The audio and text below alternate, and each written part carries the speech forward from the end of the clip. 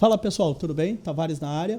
Bem-vindos a mais um episódio do nosso podcast Líderes em Gestão. Hoje, especialmente, eu trouxe um amigo, um doutor que conheci há pouco tempo, uma grande pessoa para mim, doutor Paulo Guimarães. Por favor, Paulo. Obrigado aí, Juvenal, pelo convite, para poder abordar esse assunto que a gente gosta tanto, né? Que é saúde e tal. E assim, o Juvenal é paciente meu, viu? Ele falou assim, um grande amigo, mas é interessante porque é amigo porque a gente já, desde o primeiro dia que ele foi na clínica, a gente foi conversando assim como se conhecesse há muito tempo, né? Vamos falando de Marinha, né? É isso aí. Então, pessoal, para poder a gente falar de equipe de alta performance, tanto isso para o empresário quanto para o time, para a pessoa que quer construir uma carreira, a gente tem um bem precioso que a gente tem que cuidar muito, que no meu ponto de vista é a nossa maior riqueza. E para falar da nossa maior riqueza, que é a nossa saúde, então eu trouxe o doutor Paulo Guimarães. É isso aí. É interessante falar desse assunto assim, né? Porque esse tipo de observação, né, de que, poxa, a gente cuidar do nosso corpo é algo importante. Isso foi uma coisa que foi ficando cada vez mais clara para mim. Por quê? A primeira área de atuação minha foi UTI, foi medicina intensiva, né? Então, assim, eu saí da faculdade, que a gente estava falando aqui um pouco antes, porque quando eu terminei medicina muito cedo, terminei medicina com 23 anos, e como eu tinha passado no vestibular antes dos 18, né, eu não me apresentei na Marinha, no serviço militar. Então, eu não tive a dispensa militar oficial, inicial, né? O DMI, aquele papelzinho, né? E assim, ó, é uma coisa que eu tenho trabalhado cada vez mais, porque eu sou um cara extremamente avesso à coisa burocrática. Eu sou péssimo com coisa burocrática. A minha esposa está aqui, ela pode me confirmar isso. Eu sou aquela pessoa que, assim, essa coisa de papelada, cara, eu esqueço, entendeu? Parece que essa parte do meu cérebro ela é atrofiada. E aí, quando eu estava na fila para poder me apresentar no serviço militar, aí eu fui e tipo assim, tava aquela grande fila, né? Isso foi em Goiânia, que eu sou natural de Goiânia, estava fazendo medicina em Brasília. Aí eu fui lá para Goiânia, onde eu acho que tinha que ser o negócio, né? Aí quando eu fui para lá, aí tava aquela grande fila lá e todo mundo disse, ó, quem estiver fazendo medicina, enfermagem, eu não me recordo se era veterinário ou se era odonto, né? Não precisa apresentar hoje. Eu só ouvi isso e, ó, casquei fora. Tipo assim, ó, tô livre, né? Aí foi passando, tava no segundo ano de faculdade, terceiro, quarto, e eu fui lembrando desse negócio. Lá pro quarto ano, né? Aí eu lembrei, cara, eu vou pegar essas férias minhas e vou lá um dia lá no Exército, né? Que é onde eles organizam isso aí. Aí quando eu cheguei lá, eu falei, moça, é o seguinte, aconteceu isso assado, tá? Aí ela falou, não, tá tudo certo. Como assim tudo certo, moça? Não, você vai servir depois de você formar. Não, moça, você não tá entendendo. Eu não quero servir. Não, meu amigo, a chance que você tinha de não servir era lá. Já perdeu.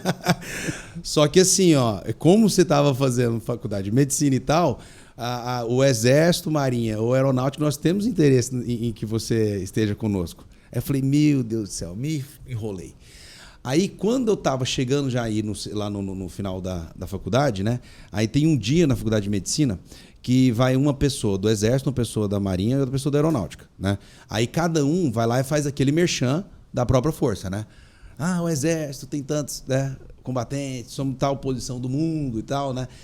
E só que aí tinha um amigo meu, né? Que hoje ele é até deputado federal, né? Tinha um amigo meu que era médico também, ele era um ano na minha frente, ele já tinha se formado no ano anterior, e aí ele falou pra mim, cara, eu tô na Marinha, a vantagem da Marinha é que com um ano você sai como primeiro-tenente, né? E eu falei, opa, legal, né? Aí eu fui e me voluntariei, era a única coisa que eu podia fazer, era escolher a força, né? Aí quando eu escolhi a Marinha, aí lá em Brasília, o curso de oficiais é feito no CIAB, que é o Centro de Instrução e Adestramento de Brasília. E ele é dos fuzileiros, né? E aí, quando eu tive lá, cara, aí foi aquele choque, né? Porque nunca... assim, eu não tinha ninguém na minha família que tinha seguido carreira militar. Só teve, assim, o meu tio, né? Que jogaram ele no Exército, porque ele já estava virando alcoólatra, para tentar ver se ele melhorava. Acabou que ele piorou. Ele ficou pior. Cara, hoje ele é um profissional do alcoolismo. Mas assim, aí quando eu fui terminar meu curso de formação de oficiais, algo aconteceu que assim, ó, eu realmente assim, meu processo ali de para poder adquirir a antiguidade, né? Para poder chegar aí na minha turma, qual que era a meu ranking ali, né? Eu não me dei muito bem, né? Na teoria, eles falavam ali para mim que eu verbalizava muito, né? Que meu perfil militar, eu não estava muito apto para ser aquele melhor perfil militar, né? Okay. Aquela pessoa que só cala a boca e escuta. Aí, através dessa nota, acabou que eu fiquei aonde? Lá onde eu fiz o curso de oficiais, né? Lá no CIAB. Foi uma experiência assim, ó, muito massa. Por quê? Porque ali eu conheci o CIAB, para quem não conhece, o pessoal pode até botar no Google aí, né? Vocês podem colocar lá Saia Velha, né? Que tem uma grande floresta lá, que essa floresta ela tá ali na área militar do CIAB. Eles cuidam daquilo ali. E aí aquilo ali, o pessoal do BOP, o pessoal da Rotan, pede para poder fazer treinamento lá. Então lá tem um treinamento de tiro pesado, então tem um local lá de treinamento de tiro para sniper, então assim, é uma coisa grande. Então sempre que tinha treinamento de tiro, eles mandavam no Diário Oficial, né, eu não lembro se era o Diário Oficial, tem um outro nome, que é aquele negócio de circulação de informações da Marinha, né? Aí eles mandavam por ali e eles sempre falavam assim, ó, tem médico disponível? Como eu odiava a faina de oficial, né? Que era aquele negócio de ir de manhã, reunião com o imediato, né? Sim. Aí fazer aquele briefing e tal, né?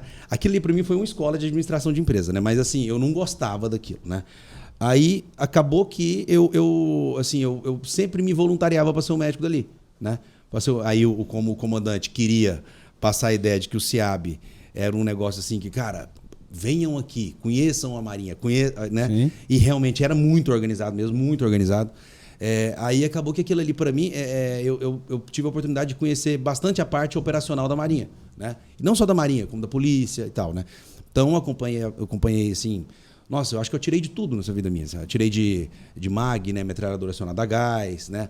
Atirei com o FAL, atirei com bastante coisa. Inclusive, assim, até tinha, quando o BOP ia fazer aqueles cursinhos de adentrar em local de alta periculosidade, né? Tem toda uma técnica, né? Ali. Então, assim, eu gostava daquele negócio.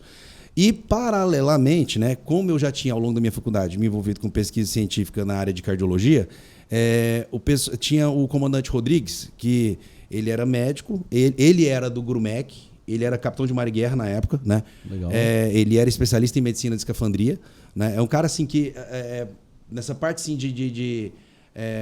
que o médico de escafandria, gente, é aquele médico. Escafandro, para quem não sabe, é tipo aquele mergulhador que coloca tipo um capacetão na cabeça e a base do oxigênio fica na parte externa, né? Exato. E geralmente assim os profissionais disso, eles são exímios conhecedores na parte de pressão, né? Então, exato, assim, ele sabe muito disso. Então, assim, ó, ele sabia muito sobre medicina hiperbárica, né? E nessa parte de ventilação pulmonar, é um cara que sabe muito. Cada 10 metros de profundidade, nós temos uma atmosfera. Uma atmosfera. Então, o cara vai 30... mais aqui em cima, né? Somado, depois de 10 metros eu tenho 2. Com 20 metros eu tenho 3 atmosferas. Isso aí. Uma atmosfera, ela representa 2 toneladas, 2.275 quilogramas por centímetro cúbico no corpo. E isso aí tem que ter ciência, por quê? Porque se você mergulhar rápido demais, ou subir rápido demais, isso pode mexer completamente com os gases que estão dissolvidos no nosso sangue. E aí esse cara, que era o capitão Rodrigues, né, o comandante Rodrigues, né, ele me convidou para poder ir visitar a UTI, né, lá do Hospital Militar de Brasília. E aí eu comecei assim, ele viu ali que eu tinha uma base em cima daquilo, ele falou, cara, vou te conseguir uns plantão por fora, né? E aí eu comecei a dar plantão em vários UTIs. E aí eu me enfiei na época da UTI. Lá para 2010, eu me formei em 2009, lá para 2010, estava no pico do H1N1, né? Então assim, aquilo ali para mim, já que eu já era Caxias nesse negócio de medicina de paciente grave, né? Aí aquilo ali eu me encontrei, né? Aí eu, cara, amei aquilo ali, né?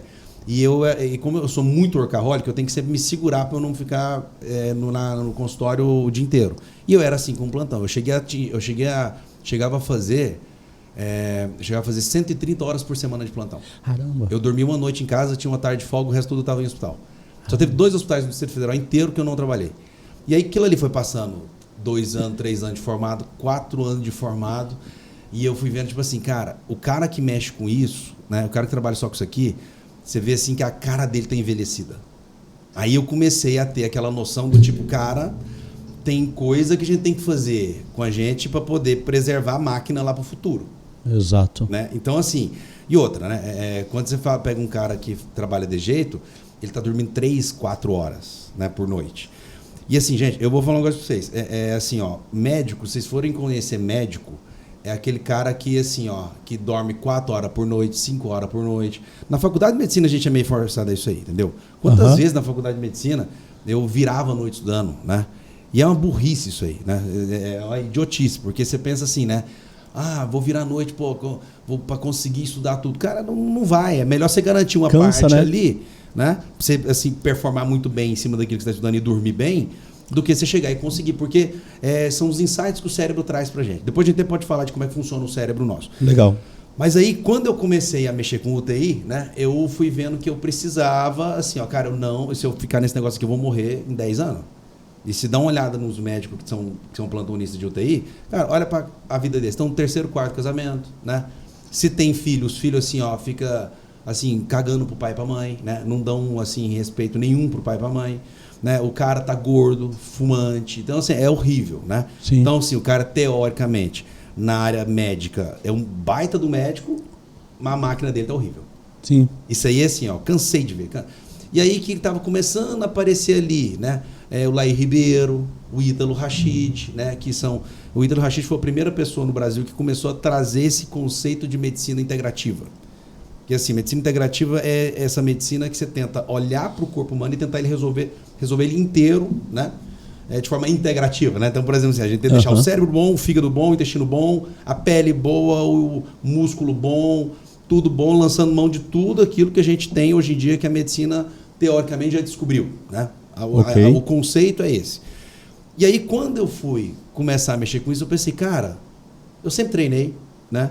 E na época de faculdade, isso, gente, eu não tenho orgulho nenhum de falar isso, tá? Na época de faculdade, eu tomei tudo quanto é bomba que vocês podem ter imaginado. Então, assim, esteroide anabolizante, né? Mas o que acontecia, né? Até isso aí é até uma lição, porque a gente sempre fica pensando assim, né? Tem muito médico, né, que pensa assim, não vou nem falar disso aqui porque isso aí é... A galera vai querer saber do negócio. Eles vão querer saber do negócio. Então, assim, que teoricamente, aquela pessoa ali que é o propenso, né, o suposto maior conhecedor daquilo, que ele tenha uma noção boa em cima daquilo para poder orientar o paciente dele. Exato. Então, por exemplo, hoje em dia no meu consultório, chega paciente, doutor Paulo, eu estou querendo tomar isso, isso e aquilo. Eu falei, cara, primeiro, para quê? Segundo, que tem risco? Tem risco. Não vamos falar que não tem. Sim. Né? O fisiculturismo é tipo a Fórmula 1, né, da musculação. Né? Então, a musculação é o andar normal de carro, a Fórmula 1 é o fisiculturismo. Né? E aí tem cara que está com a vida errada, alimentação errada, rotina errada e quer correr risco por questões de estética.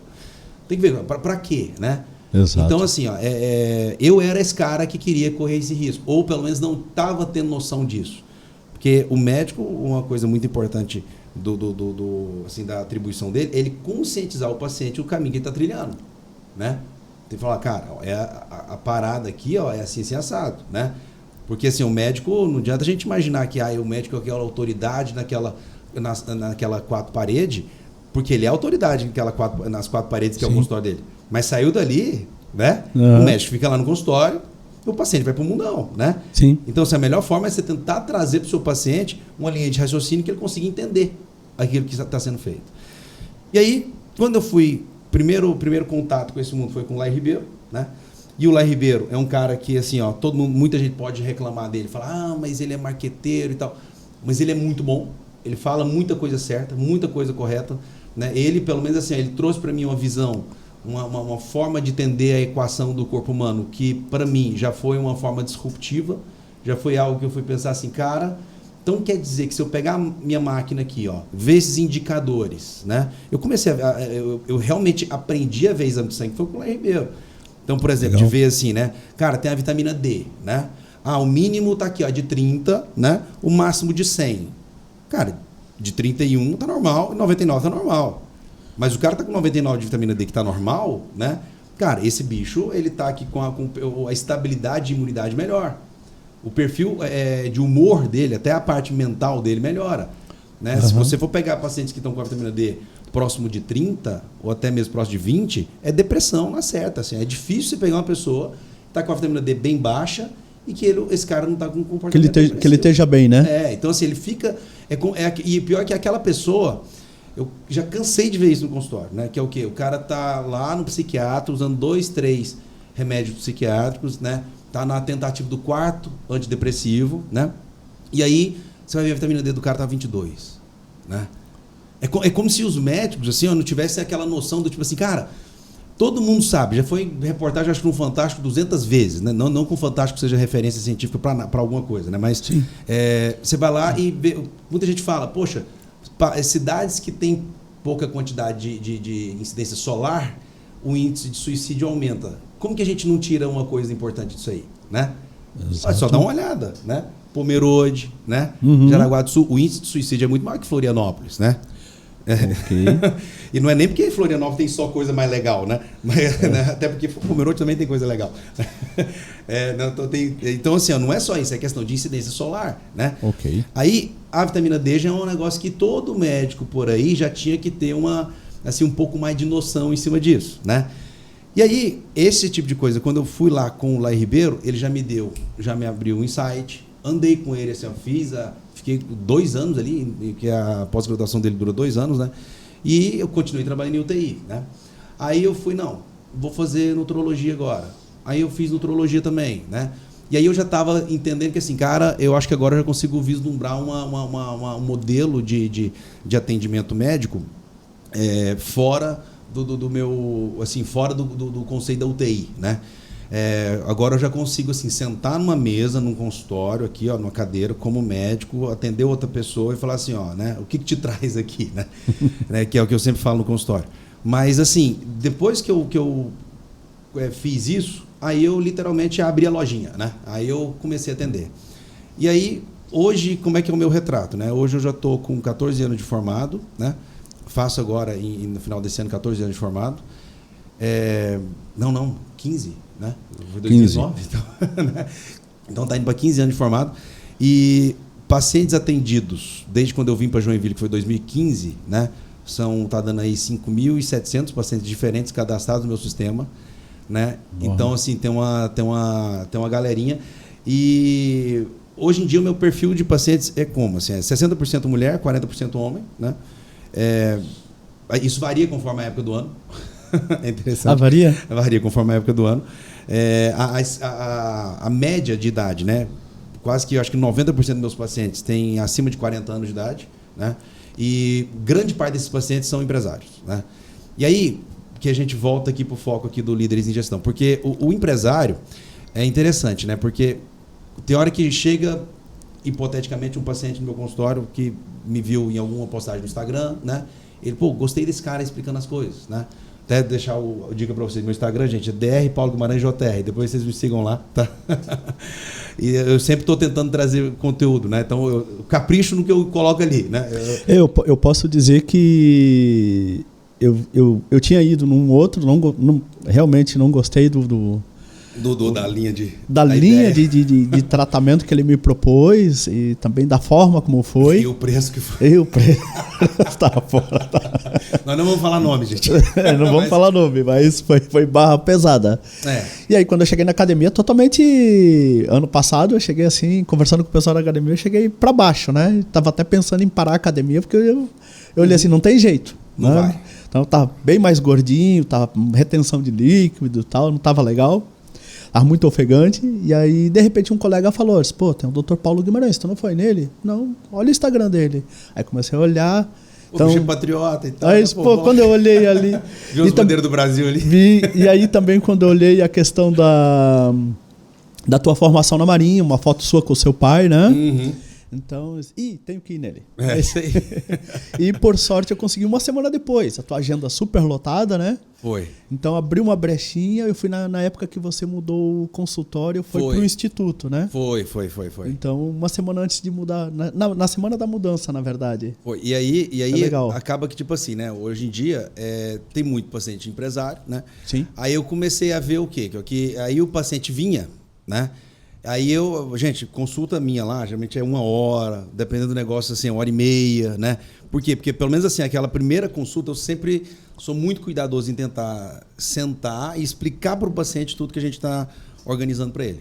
Né? Então, ou seja, vai vir a anamnese, que a anamnese é o quê? Conversa com o paciente, né? Que isso aí para mim é 80% de importância naquele tempo ali. Aí depois, o paciente acha que é o exame, né? Mas não é.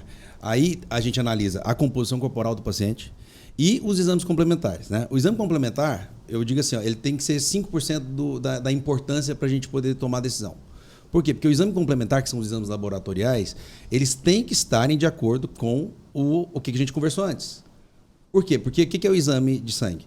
É uma amostra, né, que a enfermeira, a técnica de enfermagem foi lá e pegou de sua veia, botou na máquina para poder analisar. Nós, 7,5% do nosso peso corporal é o nosso volume de sangue. Então, se a pessoa tem 100 quilos, vai ter 7,5 litros de sangue. Cada tubinho daquele tem 3 ml, né? Aí eu vou lá e pego, então, vamos chutar alto, 10 tubinhos daquele, 30 ml. O que são 30 ml dentro dos 7,5 litros de sangue que a pessoa tem no corpo? Nada, né? Ou seja, é como se eu pegasse uma piscina de 10 mil litros, pegasse algumas gotinhas, imaginando que da borda da piscina, né, aquilo reflete a totalidade de nutrientes circulantes na piscina inteira. Então, assim, não é bem por aí. Então, ou seja, a gente tem que ter uma linha de raciocínio em cima do que a gente está avaliando no exame de sangue do cara. Né? Okay. Tem que ver o que é vitamina, minerais, hormônio. Né? Por quê? Porque quando a gente pega tudo aquilo ali e coloca numa quantidade legal, né, cara, você bota a máquina para funcionar melhor. Né?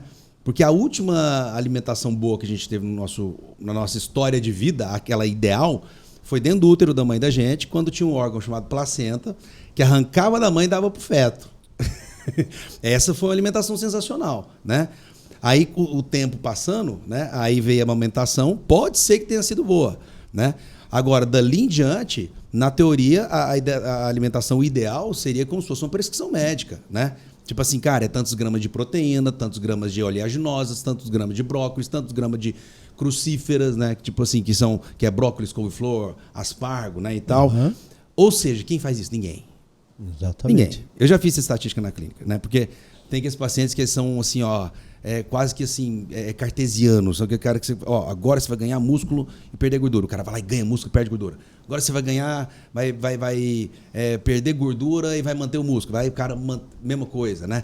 Então, tipo assim, aquele cara que você bota a pressão da dieta, ele faz perfeito. Água, perfeito. Tem paciente que eu falo assim, cara, você vai aumentar 20 ml de água a 5 vezes do dia. Ele vai lá e consegue fazer isso por 3 meses. Quem faz isso? 3%. Índice bem baixo. Eu não consigo fazer isso, entendeu? Eu mesmo sou terrível. Não, mas assim, é ser humano, né? Sim. Pô, vamos imaginar que tem coisas, tem pessoas assim que elas são mais... assim, elas conseguem botar isso aí. É o perfil militar, entendeu? É o comportamento militar. Tem gente que consegue fazer isso, né?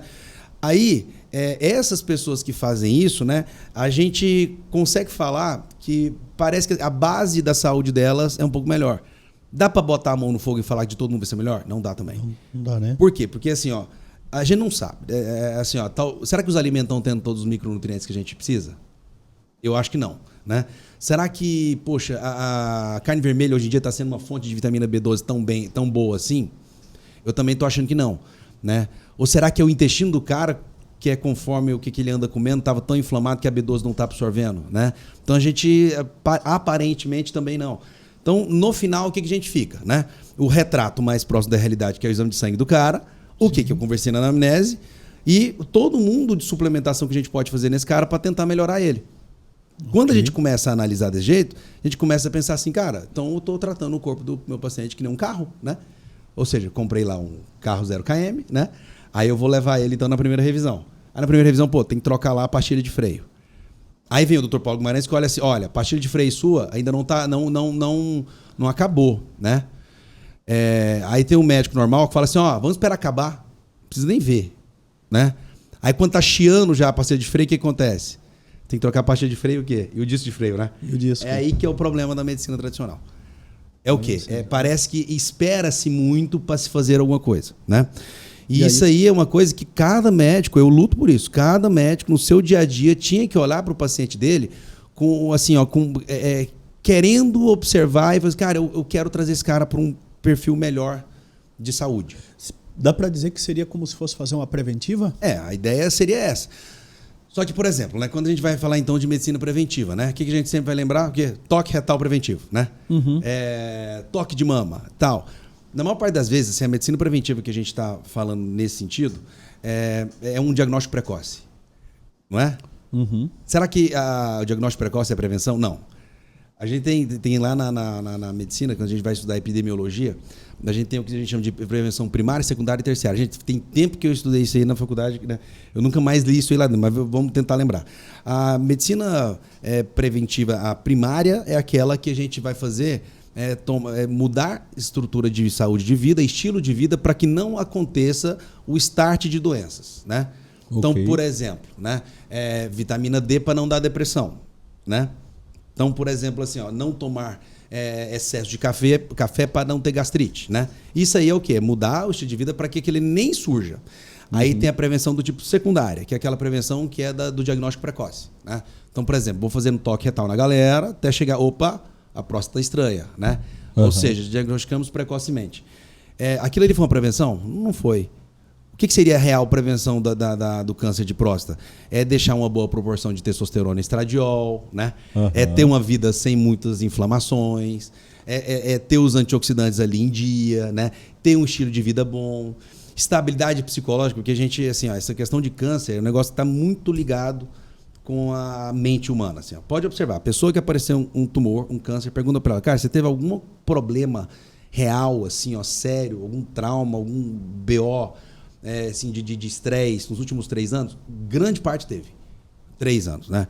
Grande parte. Legal. Então, assim, quando a gente vai analisar, né, essa questão de prevenção, a gente tem que ver esses 3 níveis de prevenção, né? Esse eu falei o secundário. E o terciário assim, como se fosse assim, uma parte mais de terapia ocupacional. Para você recolocar o paciente que teve algum problema sério na sociedade e ele possa fazer algo positivo. Por exemplo, o paciente teve ali uma lesão medular, então treinar ele para poder andar bem de escada, para poder sair isso é uma prevenção terciária. Então, assim, a medicina base é essa. Aí quando você vai dar uma olhada, né, no dia a dia dessa pessoa que está internalizando esses conceitos e cuidando da saúde desse jeito, você vê que tudo na vida dele melhora. A cabeça melhora, o humor melhora, a disposição melhora. Aí você pensa, tem um empresário, né, que não cuida com isso, e tem um empresário que cuida com isso. Né? Qual que é a diferença no dia a dia, né, de empresa? Cuida, ele vai ter um rendimento bem melhor. Eu tinha vontade, ainda um dia vocês vão me ver publicando artigo científico disso, que é o quê? É ver a melhoria de rendimento financeiro para o cara que faz isso. Sim. Faz sentido. Parece que... Faz aí sentido. você pensa, tipo assim, cara, é verdade, cara, porque o médico é caro, né? Os negócios são caros, é tudo caro, né? Mas é um investimento para um bem maior, né? Imagina, é uma consultoria de empresa, só que começando pelo seu corpo, né? Exatamente. E acaba que tanto o rendimento do tratamento dele com o time, com as situações difíceis, é outra. Então, eu tiro por mim. Então, antes eu tinha um determinado comportamento, não dos melhores, e muitos que trabalham comigo hoje perguntam, mas tu tá muito calmo nesse momento. Então, eu até brinco, aproveita que o nível de testosterona tá alto. É engraçado, porque esse conceito é um conceito muito interessante, né? Que tem muita gente que chega e fala assim, o cara tá nervosão porque a testosterona do cara tá alta. E, gente, não é isso que acontece, tá? Geralmente a gente fica botando a culpa na testosterona como se ela fosse um negócio que o cara, quanto maior de texto, mais bruto e ignorante, né? E não é bem por aí, né? Tem vários trabalhos científicos, por exemplo, que demonstram que a testosterona ela tem 2 atribuições. Ela entra no nosso corpo, né? Digamos assim, ela está circulando no nosso corpo, ela se liga nos receptores dela que estão ligados ao nosso DNA, né? Porque o receptor da testosterona ele é intracitoplasmático, fica dentro da célula, e aí isso aí vai vir a resposta genômica. Então ele vai grudar no DNA, isso é o que a gente chama de resposta lenta. A resposta rápida é a resposta que vai direto no cérebro. Então, ou seja, ele aumenta dopamina, serotonina, GABA e inibe o sistema monoaminoxidase. Então, ou seja, tudo isso aí é para gerar tranquilidade e precisão. Ou seja, é aquele cara que fica preciso, aquele cara que de cara ele já vem uma resposta rápida e vai lá e faz. Né? Então, assim, a testosterona não é ruim, né? O problema é a testosterona sintética que está rodando aí na rua, né? Sim. E o problema é o quê? Que é o equilíbrio dos negócios. Que quando a gente vê a pessoa que está mais irritada, né, nervosinha, explosiva, geralmente ela está com a testosterona menor e o estradiol maior. Que o estradiol, que é o hormônio sexual feminino, que no caso dos homens, né, ele vem da testosterona, ele também melhora a memória, né? Ele também melhora o cérebro, a memória. Né? A testosterona, eu não falei da memória, eu falei o superpoder do homem não é memória. O superpoder do homem é precisão, resposta rápida. Memória, quem que é a pessoa mais especialista em memória? Mulher, né? Mulher. Não é? A mulher tem uma memória, cara. Tem uma memória incrível. Meu Deus, eu lembro coisa até que não precisava. Mas a mulher, ela assim, ó, pelo fato dela ter 20 vezes mais estradiol que o homem, né? 20 vezes 20 mais? vezes, porque o ciclo menstrual feminino, né? Ele funciona da seguinte forma. Ele começa no primeiro dia de sangramento e termina um dia antes do próximo primeiro dia de sangramento. E vamos imaginar que você vai dar 28 dias, né? Aí, bem no meio, tem um dia chamado, que é o dia da ovulação, né? Na primeira metade, que é do primeiro dia de sangramento até o dia da ovulação, o hormônio que predomina é o estradiol. Que é esse que eu falo assim, né? Que ele no cérebro, o estradiol confere para a mulher um padrão de memória melhor, assim, a mulher fica mais acesa, né? Mais irritada. Aí, na segunda metade do ciclo menstrual, vem a progesterona, que é quase que um modulador de humor natural. Então, a pessoa que está com a progesterona mais baixa, a mulher que fica com ela mais baixa, é o perfil da mulher com a TPM. Ou seja, né, o estradiol em excesso ele tem uma parte boa para o cérebro, a progesterona também. Então, por isso que existe a configuração hormonal ideal para a mulher e para o homem. Sim. Tem que estar numa harmonia, né? Tem que estar combinando ali para poder... Só que no homem é mais fácil de deixar esse regulado. No homem é mais fácil. E entrando no caso de hormônio, testosterona, né? Então, assim, é uma realidade que a gente tem mundo afora, mas dá para falar aqui pelo Brasil. Muitas vezes a gente tem colegas que, vai lá e ele pega a receita com um amigo, ou às vezes, né, nem isso, e toma por conta, né? Sem qualquer consulta, né? Sem conversar com o médico, né? E assim, ó, o grande problema que a gente vê disso, né? Primeiro, o primeiro problema que eu vejo disso aí, vamos puxar a brasa para a sardinha da gente, né? Eu acho que os médicos hoje em dia tinham que estar com a cabeça mais aberta para poder sentar e conversar sobre o hormônio. Gente, se o hormônio fosse 100% ruim, então vamos tirar o testículo de todo mundo e tirar o ovário de todo mundo aí, né? Sim. Vamos ver como é que a pessoa fica de saúde. Horrível, né? Agora, quando a gente vai ver que essa questão da testosterona, né? O cara já viu, né, no imaginário popular que, poxa, eu vi falar do cara ali que estava com a testosterona baixa, usou uma testosterona, o cara ficou melhor. Cara, não tem como você tirar isso aí da cabeça da população. Então a população vai tentar resolver o problema sozinho, né? Sim. O cara vai tentar resolver aquilo ali. Imagina, ele que está com o corpo dele, ele que está convivendo com o corpo dele 24 horas por dia, 7 dias por semana. Então, assim, ó, ele pode ir no médico naqueles 15 minutos, 20 minutos de consulta fast, né? Aí o cara vai falar, não, isso aqui é bobeira. Pronto. Cara, você pode ir em 10 médicos falar que isso aqui é bobeira, que o cara não vai tirar isso aí da cabeça dele. Então, a gente tem que começar a pensar um pouco a mais. E, por outro lado, tem um detalhe, né? Teve um artigo científico que foi publicado em 2021, né, de duas médicas, Diana Brito, eu não estou lembrado da segunda, que era da Polícia Federal Brasileira, pegaram cargas de apreensão de esteroides anabolizantes e verificaram desses esteroides anabolizantes como é que estava o perfil de pureza disso aí. E aí, nesse perfil de pureza, quando pegaram os esteroides anabolizantes oleosos, 65% estava com inconformidade com relação ao rótulo. Caramba! 65%. Desses 65%, uma boa parte não tinha nada. Não tinha nada, só tinha um óleo. Simplesmente, né? Um óleo. Uma boa parte ali tinha medicamentos assim que estavam completamente diferentes do rótulo, que é aí que eu acho que é o perigoso, né? Okay. E outra parte estavam subdosados. Só 35% estava certinho, né? Então, assim... mas de onde é que vem os esteroides anabolizantes, né? De onde é que vem? Grande parte deles vem de países que não têm um órgão regulatório tão rigoroso, assim, né? Então, por exemplo, a nossa vigilância sanitária, a gente, de certa forma, nesse quesito, né? O que eles liberam circular no Brasil, eles são muito rigorosos com relação à qualidade daquilo ali. Isso, ó, top, maravilhoso, né? Eu tenho minhas ressalvas, porque acaba que, assim, quando eles não conseguem controlar isso, eles acabam que a prioridade deles é proibir. Eu tenho minhas ressalvas com relação a isso, que aí acaba que se aumenta mais ainda o comércio informal dessa coisa. Sim. E aí que você vê coisa completamente assim, lixo, né? Fora de controle. Para né? lembrar, só para poder situar vocês desse problema, a gente foi por anos com a melatonina sendo proibida. A gente teve por anos DEA sendo proibido.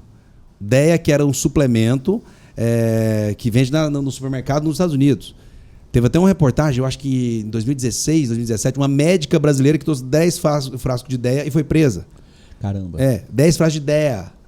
Né? Ou seja, ela entrou na classificação ali como tráfico, né? Eu acho que não sei se era tráfico internacional de drogas, hein?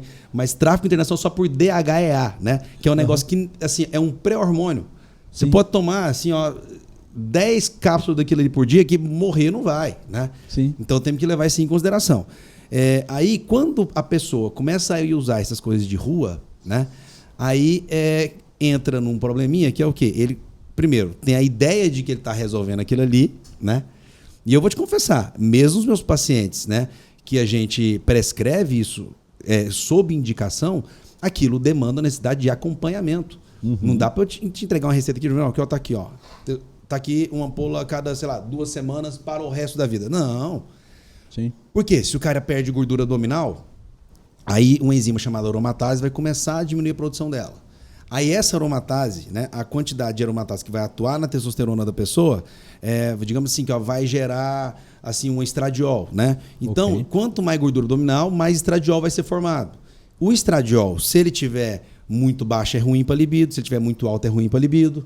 Se ele tiver muito baixo, dá um desânimo, diminui a lubrificação articular. Então, tem tudo isso aí que a gente sempre tem que ficar olhando. Né? Uma série de efeitos colaterais. Aí você imagina, se até para o médico isso aí já é complicado, né? Imagina para o cara da rua que está lá, ou então para o personal trainer que fala, mano, na dúvida toma aí, ó, 1 ml de assim, dia não? Sim, sim. Então é bem, não é bem por aí, bem, né? É bem essa linha de raciocínio, porque a pessoa se arrisca muito a se automedicar sem a consulta de um... Sem um conselho, sem a instrução de um especialista, né? E eu acho que na saúde da gente, a gente tem que ter uma hierarquia assim, ó, de drives para a gente poder tomar decisão. A primeira coisa, mais importante de tudo, é longevidade. A mais importante de todas. A segunda mais importante é qualidade de vida. A terceira importante é estética. Né? A estética está lá em terceiro lugar. Se a gente for dar uma olhada, assim, quando nós vamos tomar decisões, né? Sim. Porque assim, se eu botar a estética acima da qualidade de vida, já dá BO, né? Sim. Se eu botar a estética acima da longevidade, que é o que eu acho que muita gente por aí está fazendo, né? Sim. Começa a dar BO. E essa questão da estética indo acima da longevidade não é só nessa parte hormonal. E se a gente for discutir a questão de cirurgia plástica, hein? Sim, também. sim, é verdade. Não é? Já fica bem evidente, né? A gente tem a estética o bem mais usada do que a procura pela longevidade, né? Até construir uma qualidade de vida, uma alimentação correta. Exatamente. E entra o sono também, né, doutor?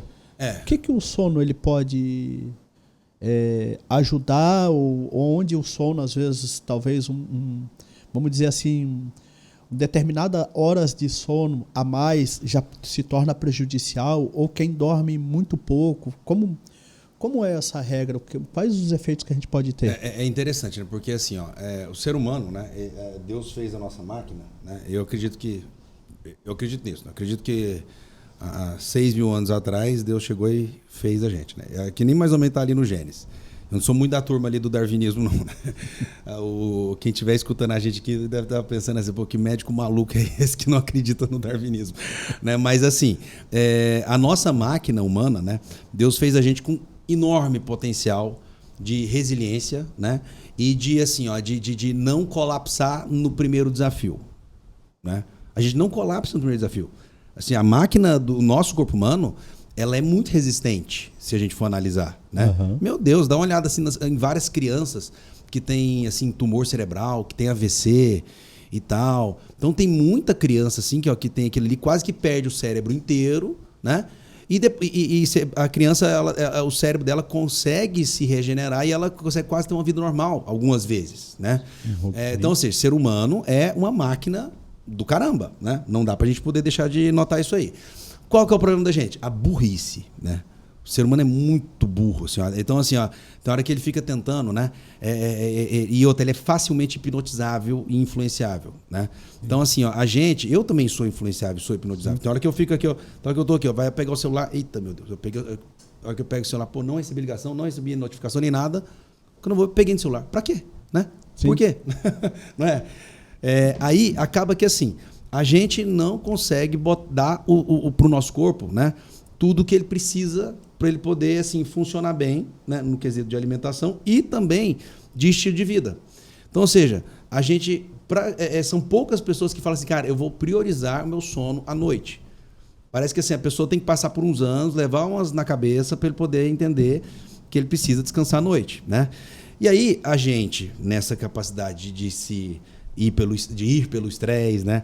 A gente acha assim, cara, é deselegante eu descansar, né? Tem gente que acha assim que tem que estar na pilha 24 horas por dia. Aí a pessoa vai lá e deixa o sono dela em último nível de importância, né? Vai falar, quando eu morrer eu vou dormir, né? Não tinha essa expressão dos antigos? Já ouvi. Né? Eu vou deixar para dormir quando eu morrer. Vou deixar para dormir quando eu morrer. Só que quando você vai dar uma olhada, eu faço um desafio para todo mundo aqui. Gente, pega um mês, forcem para dormir 8 horas por dia. Forcem. Aí tenta chegar lá no final do mês, assim, ó, né? Ver como é que você produziu no trabalho. Você vai ver que você produziu diferente. Tá? Você vai ver que você trabalhou de forma mais, assim, um pouco mais precisa. Com mais energia, né? Assim, ó, mais energia e mais potencial de encontrar soluções no dia a dia. Legal. É tipo assim, porque com o sono ruim, né? Teve um cara chamado Walter Pierpaoli, né? E, salvo engano, foi 5 anos atrás, eu acho, ele ganhou um prêmio Nobel de Medicina, né? É um italiano, e esse cara, o que ele estudou? Ele estudou o que o sono REM faz no nosso organismo, sabe? Tem alguma coisa que quando a gente entra em sono REM, né? Tem algum sistema de conexão da célula do pé até o cérebro. Porque se for pensar bem, o que dorme no nosso corpo? É o cérebro, né? Uhum. Teoricamente, o osso não sabe que está dormindo. Não, né? Exatamente. A unha não sabe que está dormindo, né? Na teoria. O cérebro, sim, sabe que está dormindo. Só que, aparentemente, quanto mais assim, sono, o nível de toxinas relacionadas ao funcionamento celular, tanto no pé, quanto na cabeça, quanto na pele, quanto em tudo, você tem um detox meio que equivalente. Então, tipo assim, quanto melhor a quantidade de sono REM, né, melhor a capacidade de funcionamento do nosso corpo do ponto de vista na totalidade inteira. Trabalho científico que relaciona sono com imunidade, você já tem um monte, né? É só você observar. Acho que a gente mesmo já consegue produzir esse artigo científico aí na gente mesmo.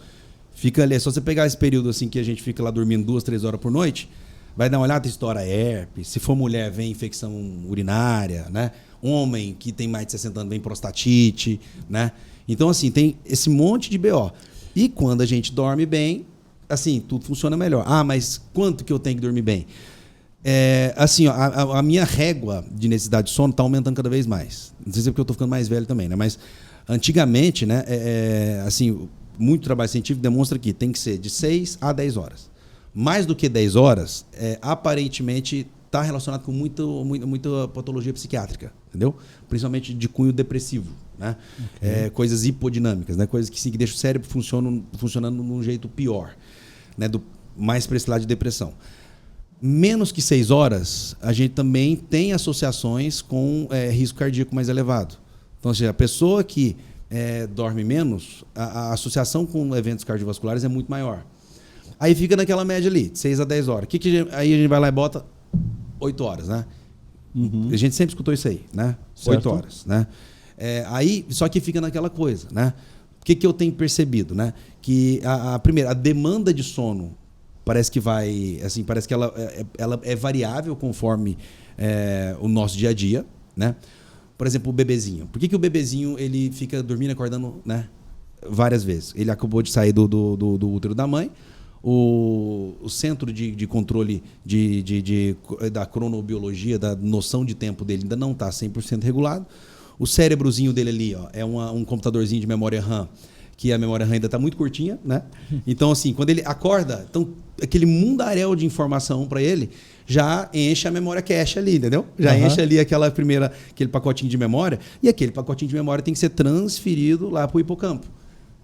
Então, assim, é como se fosse, né, digamos assim, poxa, excedeu o número de informações na minha nuvem pequena aqui. Eu tenho que mandar para a nuvem maior, né?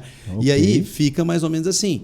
E, então é só você imaginar, o dia, quanto mais pesado for, geralmente naquela noite posterior, a gente vai ter que ter uma noitezinha de sono melhor. O problema é a reincidência de noites mal dormidas, né? E tem alguma regra assim sobre, não regra, mas recomendação sobre horário de sono? A pessoa dormir antes das 11? Eu já ouvi alguma coisa assim, até na internet, o pessoal, dormiu depois da meia-noite, tu vai acabar tendo um débito de sono. Tu não... assim, aí analisando do ponto de vista de biologia, né? Se for analisar assim, que na natureza tem os animais diurnos e noturnos, né? Ok. O Homo sapiens, né? Que teoricamente a gente não deixa de ser um animal aqui nesse planeta Terra, né? Nós também somos animais diurnos. É só a gente dar uma olhada como é que é a nossa condição física, né? A gente não enxerga à noite, né? Sim. A gente, assim, a nossa força física não é a maior do mundo, né? Bota a gente para poder brigar com um elefante, a gente enrolado, leão, tem um monte de bicho que ganha da gente, né? Depende da pessoa, tem uma formiga que ganha da pessoa. Mas assim, né? Com a geração de hoje em dia, né? Mas aí, a gente foi programado para performar melhor de dia, né? Então, o que a gente percebe? Lá para as 8 horas da noite, né? O nosso perfil hormonal é de que ali começa a subir a quantidade nossa ali de melatonina. E a melatonina, que foi esse cara que eu falei, Walter Pierpaoli, né? Ali que foi o ponto central, né, do artigo científico do cara que ganhou o prêmio Nobel, é que essa melatonina é ela que vai fazer esse grau de limpeza do nosso corpo, de normalização, né, daquilo que foi acumulado de ruim ao longo do dia, de redução, né? É como se fosse um detox real, né? Legal. Né? Então, assim, a pessoa que dorme mal, ela vai piorando ao longo do tempo. E aí, se a gente, né, à noite, né, tipo ali depois das 8 horas da noite, perde esse bonde, né, perde esse momento certo para poder tudo começar, é como se aquela noite ali não fosse conseguir entregar para a gente tudo o de descanso que ela poderia entregar. Entendi. Ou seja, tem gente que fala assim, né? Eu também já vi as coisinhas da internet falando assim, poxa, não, você não precisa dormir 10 da noite, 11 horas. Você pode dormir 2 da manhã e acordar às 10 que tá ok. Cara, aqui na Tupi, né, lá em Joinville, eu já atendi gente de tudo quanto é tipo, né? Então, assim, tem gente ali que trabalha à noite, né? Cara, é só você dar uma olhada porque, cara, o cara tá com 30 anos, tá com um cara de 50. Exatamente. Mas tá dormindo às 8 horas depois que ele chega em casa. Ou 6 horas, né? No Porto mesmo. Sim, cara, também tem muito paciente que trabalha no Porto, né? Então, assim, acaba que tem gente que chega assim, aí você vê o cara que ganha bem, tem estrutura boa, mas ele não manda na carga horária dele. Não manda, exatamente. Né? Então ele não manda na carga horária dele, e aí, cara, fica aquele BO gigantesco, né? E às vezes a melhor oportunidade está num período da noite. Eu vou e falo, melhor oportunidade financeira, né? Financeira. Sim, mas a galera da Tupi é isso aí, né? Então, agora é o que eu falo pro pessoal. Eu falo assim, olha, eu não vou te xingar, por quê? Porque, teve uma época na minha vida que eu trabalhei 130 horas por semana de plantão, né? Então como é que eu vou falar mal desse cara? Né? Eu também fui... Até porque, talvez, se eu não tivesse feito isso lá, hoje eu não estaria onde eu estou hoje, né? Sim. Nem com a cabeça, nem com o que eu consegui fazer, né? Esse jump, né? De largar o UTI 100%, porque desde o dia que eu pisei no Sul, que eu saí de Brasília e vim para o Sul, eu nunca mais pisei no UTI, né? Eu fiz essa promessa, essa chave foi virada. Parei de atender paciente grave. É o que eu gosto, é legal... É massa, assim, você trabalhar no dia a dia ali como se fosse um Dr. House, né? Né? Resolvendo BO, assim, ó, gigantesco, né? Você devolvendo pro pai de família, olha, o cara infartou, mas tá aqui, ó. Vai lá, faz, né? Volta pra família. É muito... Assim, gratificante, né? Meu Deus do céu. É um negócio assim que é uma cachaça, assim, ó, massa, né? Só que o cara que trabalha com isso, ele se estraga, né? Então, por quê? Porque ele vai se estragando principalmente nessa questão de sono. O cara vai dormindo mal, né? E aí... quando a pessoa dorme 6 horas só, né? Porque aí é fácil, né? Durma 8 horas, né? Mas então vamos imaginar, vamos elaborar mais essa figura, esse exercício para a pessoa fazer na casa dela para ela tentar entender, né? Como é que isso aí funciona. Força a barra para você poder dormir, então, 8 horas toda noite por um mês e vai lá e dorme, então, pega e dorme 6 horas. O que eu acho que mais vai mudar entre 6 horas e 8 horas? A capacidade do cérebro dela de encontrar soluções criativas. Parece que a pessoa, quando ela está dormindo às 8 horas da noite, o subconsciente dela, do nada, tá num problema no dia a dia, aí parece que o subconsciente dela vai lá e fala, opa, resolve assim, resolve aquilo outro, né? E tal, né? Porque o nosso subconsciente é como se fosse um computador de bordo, né? As soluções vêm com mais facilidade. Né? Então, assim, eu venho... Depois que eu comecei da primeira consulta com o doutor, eu venho regulando o meu sono.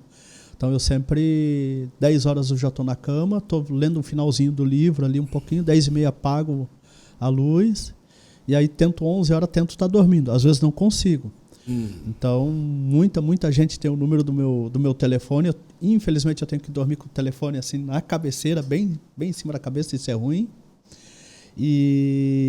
Mas eu consegui me educar em, pelo menos, eu não mais ficar ligado no telefone como eu era antes. E aí eu consegui ter uma qualidade melhor de sono. E quando eu acordo pela manhã, eu vejo que os problemas são mais fáceis de resolver, ao contrário de antes. Isso aí, né? É desse jeito, né? É que assim, ó, essa questão de funcionamento do inconsciente ou do subconsciente, eu acho que daqui uns 200 anos a gente vai estar discutindo isso aí. Como é que o negócio funciona, né? Porque aparentemente é como se tivesse aqui, que, ó, dentro da minha cabeça tem minha parte cognitiva, minha parte da consciência, que está aqui acordada e conversando com você. E de feedback tem toda um setor de processamento de dados, né? Com um monte de Paulo Guimarães ali atrás, assim, ó, desempenhando a função do tipo assim, né? Cara, ele tá precisando agora de lembrar de tal conhecimento. Vai lá e leva o arquivo para ele lá na frente, né? Sim. É mais ou menos assim. E nessa questão do nosso dia a dia, para tomar essas decisões, resolver esses problemas, né?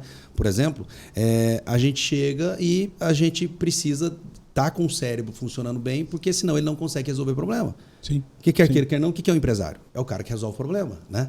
E não se limita só ao empresário, né, doutor? É um gerente, um supervisor, então, um líder de equipe, ou até aquela pessoa que está almejando aquele cargo maior, né? É que todo funcionário, toda coisa que a gente sai, desde o dia que a gente sai do útero da mãe da gente, a gente vai ser o empresário, né? A gente vai ter que aprender a empreender, né? Porque a gente tem que aprender a empreender energia, né? A gente tem que desempenhar. Pô, peraí, eu vou dedicar minha energia aqui, ó, para poder ficar com a minha mulher na cama ou ver série no Netflix, né? É que eu vou dedicar aqui, que é para poder chegar em casa, já chegar e ligar a televisão aqui e criar um mundo, né? Isolado entre a minha cabeça, o meu cérebro e a televisão, e o resto que se exploda, né? Exato. Ou eu vou dedicar para o meu impériozinho aqui dentro da minha casa, né? Sim, então assim, todo mundo vai pensar, a gente não pode deixar de pensar nesse conceito, né? Sim. Então quanto mais, né, a gente vai conseguir fazer essa distribuição de energias, porque a gente não é uma divindade, não é Deus para conseguir cuidar de tudo na mesma capacidade. Exato. A gente é muito limitado, né, nessa questão de conseguir processar tudo ao mesmo tempo, né? Então acaba que assim a gente vai ter que aprender a fazer isso. Então, quando a gente começa a organizar melhor o nosso dia a dia e tal, a gente vê que, tipo assim, cara, quando eu durmo, eu consigo fazer tudo de um jeito melhor. Eu consigo fazer tudo direitinho, né? Mas isso que você estava falando, né, de que você tem que dormir com o celular ainda, né, e tal, do lado. É aquela coisa que eu fico pensando assim, né? Eu sempre falo ao meu paciente, eu falo assim, olha, conscientizo ele, né?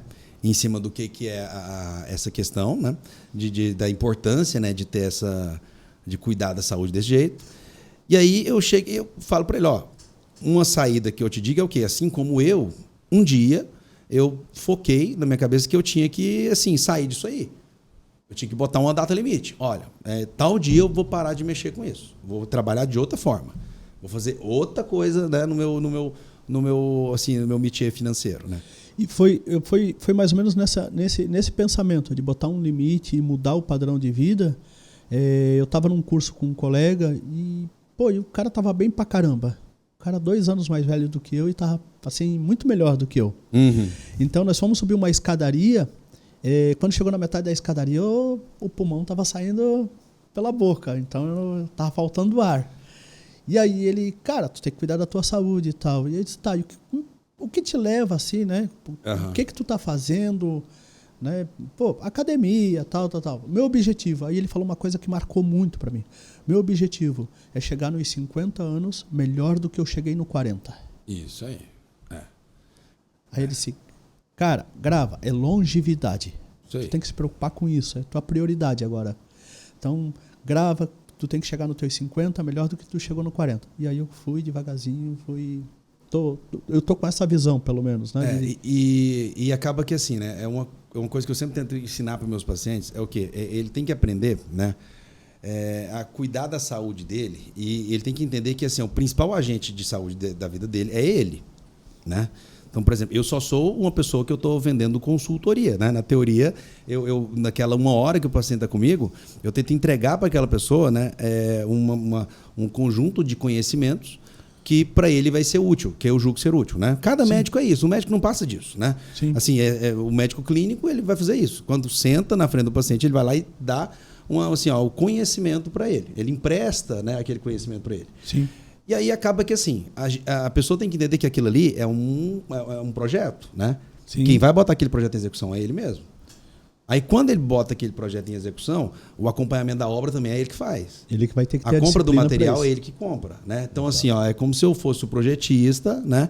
Mas quem vai contratar os pedreiros é o paciente, quem vai comprar a argamassa é o paciente. Se Sim. o porcelanato vai ser Porto Belo ou Da Vinci, né, e tal, Sim. né, vai ser ele, né? Vai ser ele que vai fazer a escolha. Se a tinta vai ser vai ser da Léo Tintas, vai ser Coral ou Souvenir, ele que vai escolher. Exato. No final ali do negócio, né, ele tem que entender que assim, ele tem que dar importância para aquilo ali. Sim. E uma coisa que é uma pergunta que eu sempre, um questionamento que eu sempre tento trazer, digamos assim, incomodar meu paciente para fazer, é o quê? Cara, digamos que é muito difícil estar indo para academia. É muito difícil a pessoa pesar o prato para comida, né? Que tudo se converte em fator de tempo, né? Okay, tudo é o quê? Exato. A pessoa sempre... é chato porque eu vou ter que dedicar um tempo para aquilo. É chato porque tá aí, com o que você está gastando seu tempo? Exatamente. Será que full time ali é para o cara, então, trabalhar para ganhar dinheiro? Full time, né? Sim. É que a galera mente para ela mesma, né? O pessoal, assim, faz de conta, cara, eu sou, assim, uma máquina no trabalho.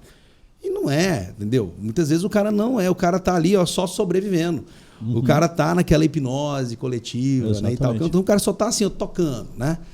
Então, assim, eu falo que a pessoa tem que, algumas vezes, sentar no dia, tentar trazer, né, todo o cuidado dele para a reflexão dele, né? Eu acho que o período noturno é ótimo para isso, porque você senta à noite e fala assim, cara, como é que foi meu dia, né? Pega um diarinho, né? Uhum. E vai lá e fala, cara, como é que foi o meu dia? Tá muito na moda planner, né? Então...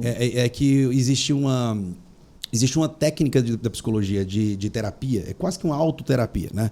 Que é o journaling, né?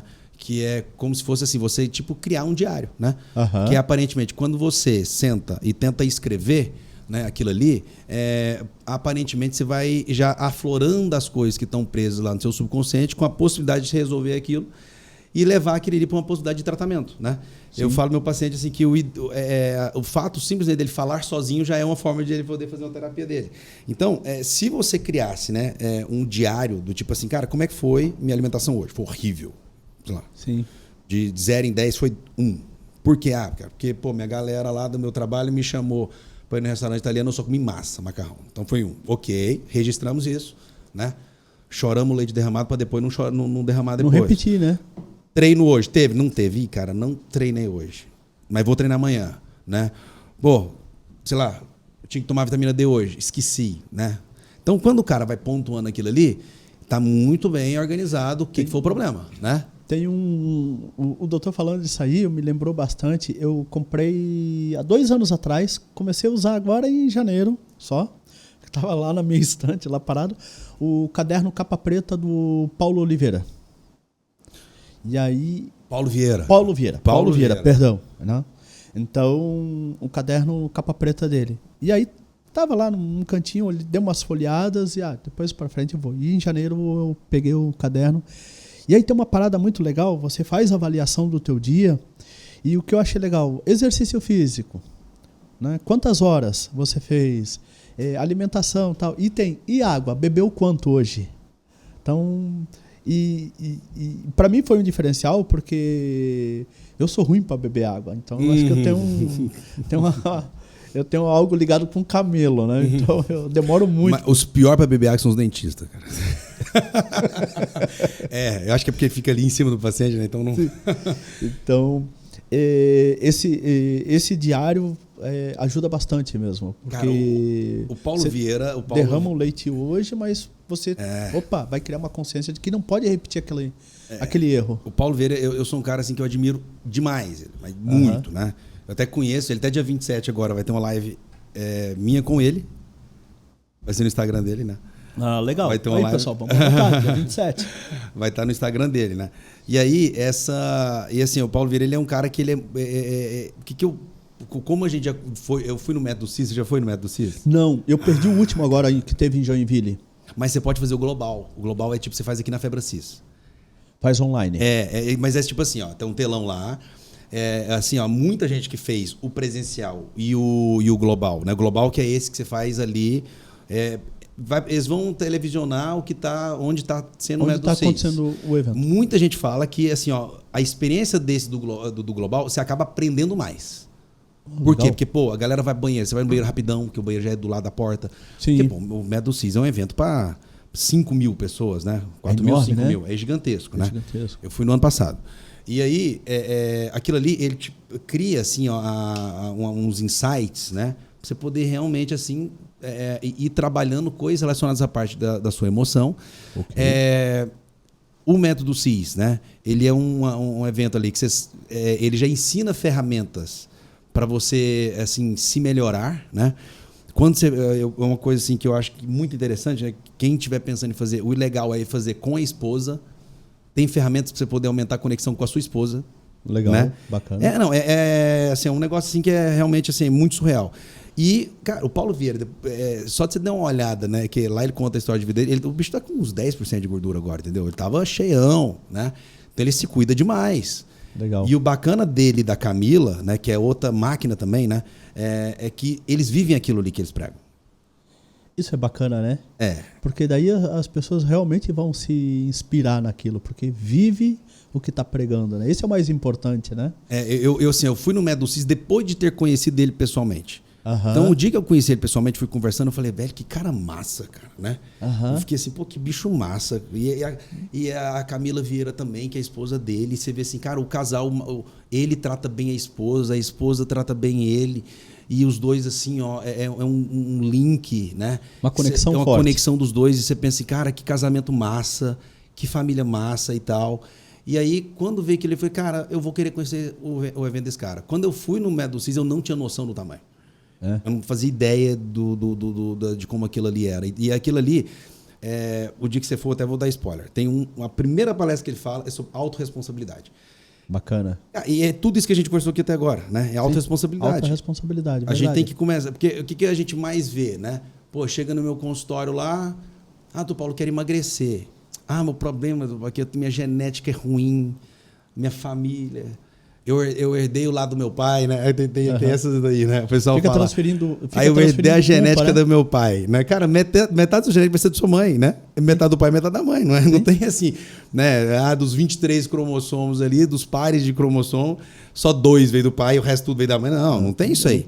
Se a gente for pensar bem, assim, ó, o maior aporte genético que veio da mãe, porque da mãe da gente veio também o DNA mitocondrial, né? Mas isso é firula, mas a questão da pessoa, hoje em dia a gente vive uma incapacidade das pessoas hoje em dia de chamarem a responsabilidade para si, né? A gente estava vindo para cá, eu estava até conversando com a minha esposa, eu falei assim, amor, a geração mais produtiva que eu tenho visto, né, é aquela galera que hoje está com 50, 60 anos, sabe, assim, ó, que fez ao longo da vida, né? Sim. Se a gente for pegar a galera que hoje está com 50, 60 anos, 40, 50... 30, 40, 20, 30.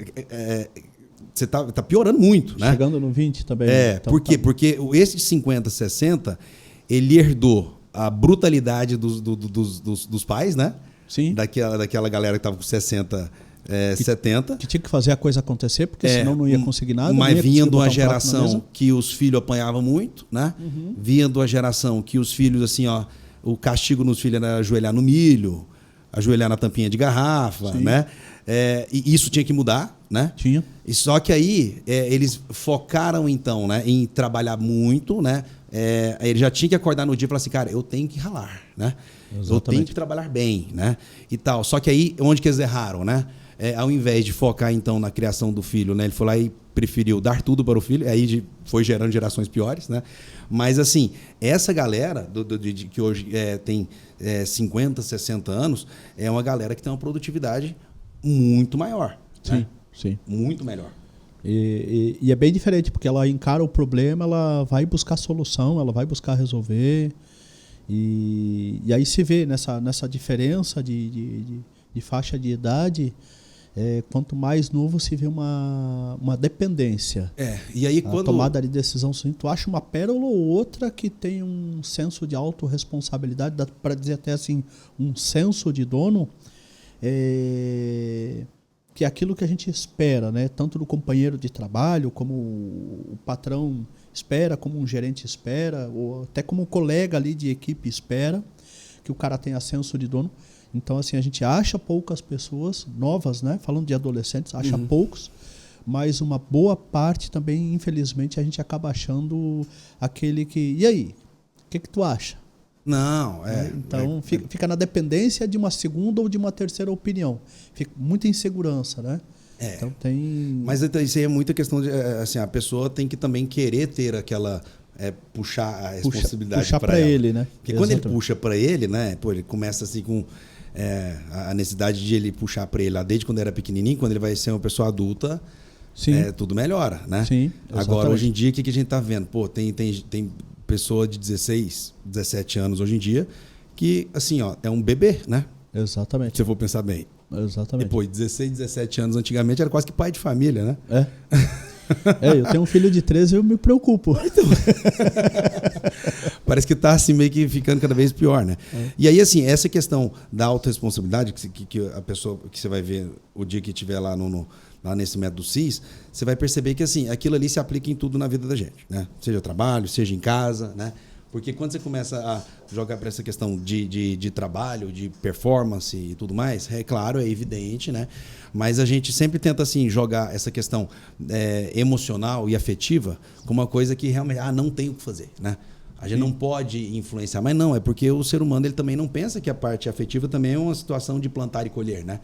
Exato. E aí quando a pessoa joga a autorresponsabilidade para si, tudo vai melhorando, né? Acaba que assim, no meu dia a dia, na minha consulta, geralmente como as consultas são longas, né? Acaba que a gente vai abordando um monte de assunto, né? Sim. Então eu sempre vou pincelando a questão, pô, como é que tá a relação marido-mulher? Como é que tá a libido, né? Como é que tá assim o dia a dia? Como é que tá isso? Como é que tá aquilo outro, né? Uhum. Tenta trazer a esposa pro métier seu, tenta trazer o seu marido pro seu ciclo, né, de amizade, né? Pô, porque sempre assim, o padrão é o quê? Cuidar do corpo, cuidar da saúde, cuidar de tudo. Então, eu sempre falo assim, ó, cara, leva seu marido para treinar com você, leva sua esposa para treinar com você, que quando vai fazendo atividade física ali, os dois vão ficando melhor. Sim. A conexão vai aumentando, sim. Né? Além de estar junto no dia a dia, estar batendo papo, estar conversando, fazendo amizade juntos. Exatamente. Né? Até os dois conhecendo junto outras pessoas também. Então, tudo isso abre um campo de visão e constrói uma união mais estruturada. Mais né? estruturada. Os dois juntos ali conseguem fazer mais coisas. Sim. Mas em se tratando dessa questão de empreendedorismo, né? Até voltando lá para aquele papo lá de autorresponsabilidade, porque, sabe, quando eu vou atender pacientes, né? Quando eu atendo uma pessoa que é empresária, geralmente, quem que é a primeira pessoa que eles lembram de levar na clínica? O sócio. É mesmo? É o sócio, sabe? Assim, ó. Por quê? Porque o cara, digamos assim, ele já vai tentar organizar aquelas coisas da vida dele. Mais tempo com o sócio do que com a família. Também tem isso, tem essa interpretação. E também tem aquela questão seguinte, cara, esse tipo de coisa aqui eu já estou tendo uma produtividade melhor. Né? Esse sócio meu aqui, que ó, ele está precisando também de melhorar a produtividade dele, deixa eu botar ele para poder render melhor. E o que a gente percebe que acontece quando a gente começa a cuidar da saúde desse jeito? Né? Primeiro, até assim, só para explicar para as pessoas como é que é isso. Né? A gente, quando vai pegar o exame de sangue do paciente, a gente sempre vai tentar ver ali, né, nos valores de referência, vocês vão ver que tem o valor mínimo e o valor máximo. Né? Então, o que muitos médicos chegam e falam assim, ó, seus exames estão dentro do limite de normalidade. Só para a gente poder fazer um apanhado geral, o que é esse limite de normalidade? É um cálculo estatístico. Né? As pessoas que tiverem assistido a gente que são estatísticos, que são matemáticos aí, eles vão conseguir verificar, mas ó, isso aí eu já pesquisei bem, então eu vou poder falar. Geralmente, como é que funciona o valor de referência? a gente vai lá e faz um trabalho científico para poder validar aquele método de análise. Aí, geralmente, um comitê de ética e pesquisa vai lá e fala assim, olha, você vai selecionar um N para poder fazer essa pesquisa, para que essa pesquisa ela seja representativa para a população. Então, digamos, vamos analisar ali 2.000 pessoas. Dali a gente vai lá e calcula a média. Então, a média é o quê? Pegar todos os valores e dividir pelo número de participantes da pesquisa.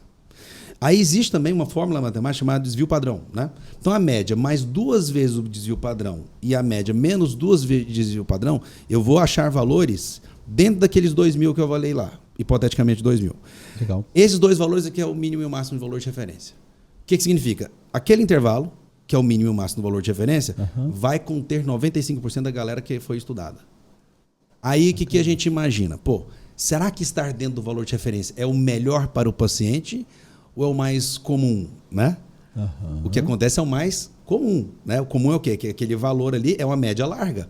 Então, por exemplo, em se tratando de testosterona, né? A gente percebe que os valores atuais de testosterona estão ali, ó, o mínimo, 250. O máximo, 700. Juro para vocês, se vocês tiverem um exame antigo de 10 anos, né, atrás, vocês não vão achar esses valores de referência. Vocês vão achar o valor de referência de 450 no mínimo e 1.300 no máximo, 10 anos atrás. De 10 anos atrás. É. Então, assim, ó, alguma coisa pode ser que esteja acontecendo que a média da testosterona da população como um todo está abaixando. Né? Alguma coisa está acontecendo. Isso aí assim, ó, discutir isso é a mesma coisa que discutir o sexo dos anjos. É difícil a gente mapear, pontuar, falar, ó, é por causa disso, da soja, do agrotóxico, do estresse, das telas. Não dá para poder falar. A gente joga para a nuvem, é uma nuvem de hipóteses. Mas o fato é que, né, a testosterona da pessoa, o cara quando está com a testosterona de 800 é uma pessoa, quando está com 250 é outra pessoa. Sim. Né? O padrão de disposição, força de vontade de chegar lá e fazer o que tem que fazer e humor acontecer. Humor também. Humor, né? Porque assim, ó, se for dar uma olhada do cara que está com a testosterona mais baixa, ele fica mais acuado. Ele fica um pouco mais assim, ó, retraído. Por quê? Porque, pô, ele não sabe como é que vai ser ele quando ele sair da floresta para tentar ir lá pegar comida para voltar para a tribo, né? Aquela coisa assim que dá aquela vontade e tal, né? Exatamente. Os antropólogos dizem que, né? Aí eu vou sair daqueles 6.000 anos, que é o que eu realmente acredito. Porque realmente aí tem assim, ó, reportagens que falam disso, mas a historinha parece muito legal. Eu só acho que o Delta T que eles jogam é muito amplo, né? Mas se a gente fosse voltar lá para aquela época ali, quando a gente era tribo ainda, né? Quando a gente era, tipo assim, naquele limiar de homem da caverna até começar a construir a civilização, né? A mulher, ela tinha uma incumbência maior, né, de cuidar dos filhos, cuidar da tribo, né, e pegar frutos que estivessem próximos da tribo, né? Pegar assim, pô, tem aqui a manga, né? Ela olha assim, cara, essa manga tem essa outra, qual que eu vou pegar, né? Esse é o comportamento ali da mulher. Ok. Já o homem não. Qual que era a incumbência dele, né? A incumbência dele era sair da tribo, sair para caçar, transportar o bicho para a caça e conseguir voltar, né? Quem que tem mais noção geoespacial? É homem ou mulher? Uma boa pergunta. Quem que você acha que é? Mulher. Eu acho que é homem, hein? É? Quando você sai você e sua esposa, vocês saem no estacionamento, você deixou o carro. Geralmente, quem que lembra onde que o carro está? Ela. É você? Ela. Ela? Geralmente é homem. Ela. No meu caso é ela. Eu fico perdido. É mesmo? Eu fico perdido. Eu mesmo, eu sempre... Mas aqui, mas então, gente, ó, então nós estamos com exceção aqui. Mas geralmente é homem. Geralmente sim, quando você vai ver, cara, o carro cabe naquela vaga de estacionamento. Geralmente é o homem que tem essa noção espacial maior. Desculpa. Na questão de estacionar, eu confundi com lembrar onde estava o carro. Mas é que também é uma localização, né? Também é, beleza. Né? Entre lembrar onde estava o carro, eu sou bem desligado. Né? Eu até já tentei abrir um carro parecido com o meu, mas não era. Mas então talvez. Mas aí o seu estava em outro lugar? Tava Perto. Perto. Então assim, ó, é porque também mas tem o estacionamento, a questão de censo, de área e de localização, beleza. Aí eu me sinto mais afiado do que ela. Então é só porque talvez quando vocês saem juntos, você já se acostumou com o fato dela sempre lembrar e você já deixou para ela esse CBO aí. Então você até parou de se esforçar para isso. Na verdade já acontece isso mesmo. Então talvez você já nem... Eu já vou quietinho, olho para ela, vai dizer, onde é que tá? É a pergunta que eu faço, onde é que tá? Então mas então assim, porque também a gente tem essa questão de deixar, né, mas pode fazer uma pesquisa por aí, né? Cara, não vai ser 100% homem, mas grande parte das vezes vai ser isso. Mas nessa questão de tamanho, né? Tipo assim, cara, esse carro cabe nessa vaga? Não cabe. Tem hora que, muitas vezes assim, a esposa vai falar assim, né? Eu acho que não vai caber, não, né? Aí vai ver que cabe 2 carros, né? Sim. Então, assim, mas isso aí não estamos criticando, entendeu? Então, assim, ó, espero que as feministas não cheguem e me cancelem aqui, tá? Eu vou falar o que. Porque, assim, a mulher também tem um superpoder dela, né? Tem uma vantagem aí. Então, o homem tinha que lembrar como ele ia voltar ali para a tribo, né? Então, assim, ó, aí você já ia diferenciar um homem entre o outro, entendeu? Então, os caras que esqueceram já ficar para trás. Voltou para a tribo e esqueceu a caça. Então, assim, por quê? Porque o homem é mais preciso, né? Ele é rápido, a visão dele é mais, assim, ó, mais afunilada. Objetiva. É afunilada. A mulher, assim, ó, a visão dela é mais aberta, mais ampla, né? Quando o homem vai pro shopping, né? Comprar uma calça, qual que é a missão dele? Não parece que é comprar e sair antes de ter que pagar o ticket de estacionamento? Exatamente. Né? 20 minutos? Mas vai, entra na loja, compra e sai assim, logo. Ó, quantas mulheres que conseguem fazer isso, assim, ó, espontaneamente? Nenhuma, eu acho. Sim. Deve ter, né? Sim. A pessoa, se ela modular isso, ela vai conseguir, né? Mas geralmente as mulheres, elas assim, ó, elas têm muito mais um fenômeno de comparação. Por quê? Parece que lembra aquela questão lá de trás, quando ela pegava a manga. Qual que eu vou colher? É essa manga ou é a outra? Sim. Qual saia que eu vou comprar? É essa ou é essa? Sim. Né? Então fica parecendo que ela tem que, assim, ó, seguir aquele padrão de escolha, né? A mulher é assim desde sempre, o homem é assim desde sempre. Então, assim, não é porque o marido da mulher tá daquele jeito direto, curto e grosso, né? Sim. Que, assim, é culpa dele, não.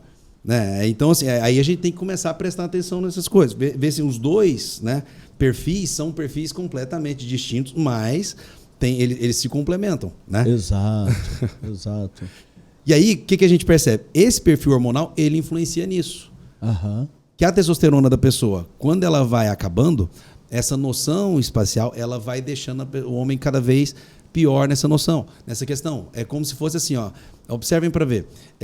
Isso é muito prático, assim. A pessoa, quando ela vai acabando a testosterona dela, ela vai estacionar o carro, ela precisa baixar o volume do som do carro, meio que para poder diminuir a quantidade de ruído externo, para ele realmente concentrar. Cara, peraí, deixa eu ver esse espelhinho, deixa eu ver essa imagem para ver se o negócio, né? Estacionei, né?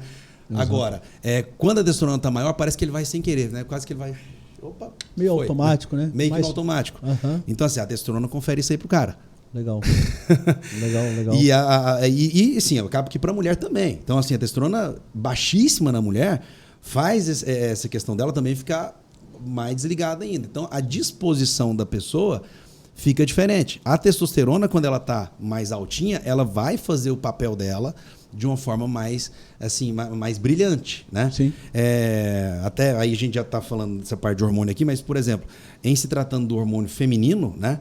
O estradiol, ele é uma coisa importantíssima para poder fazer proteção neurológica.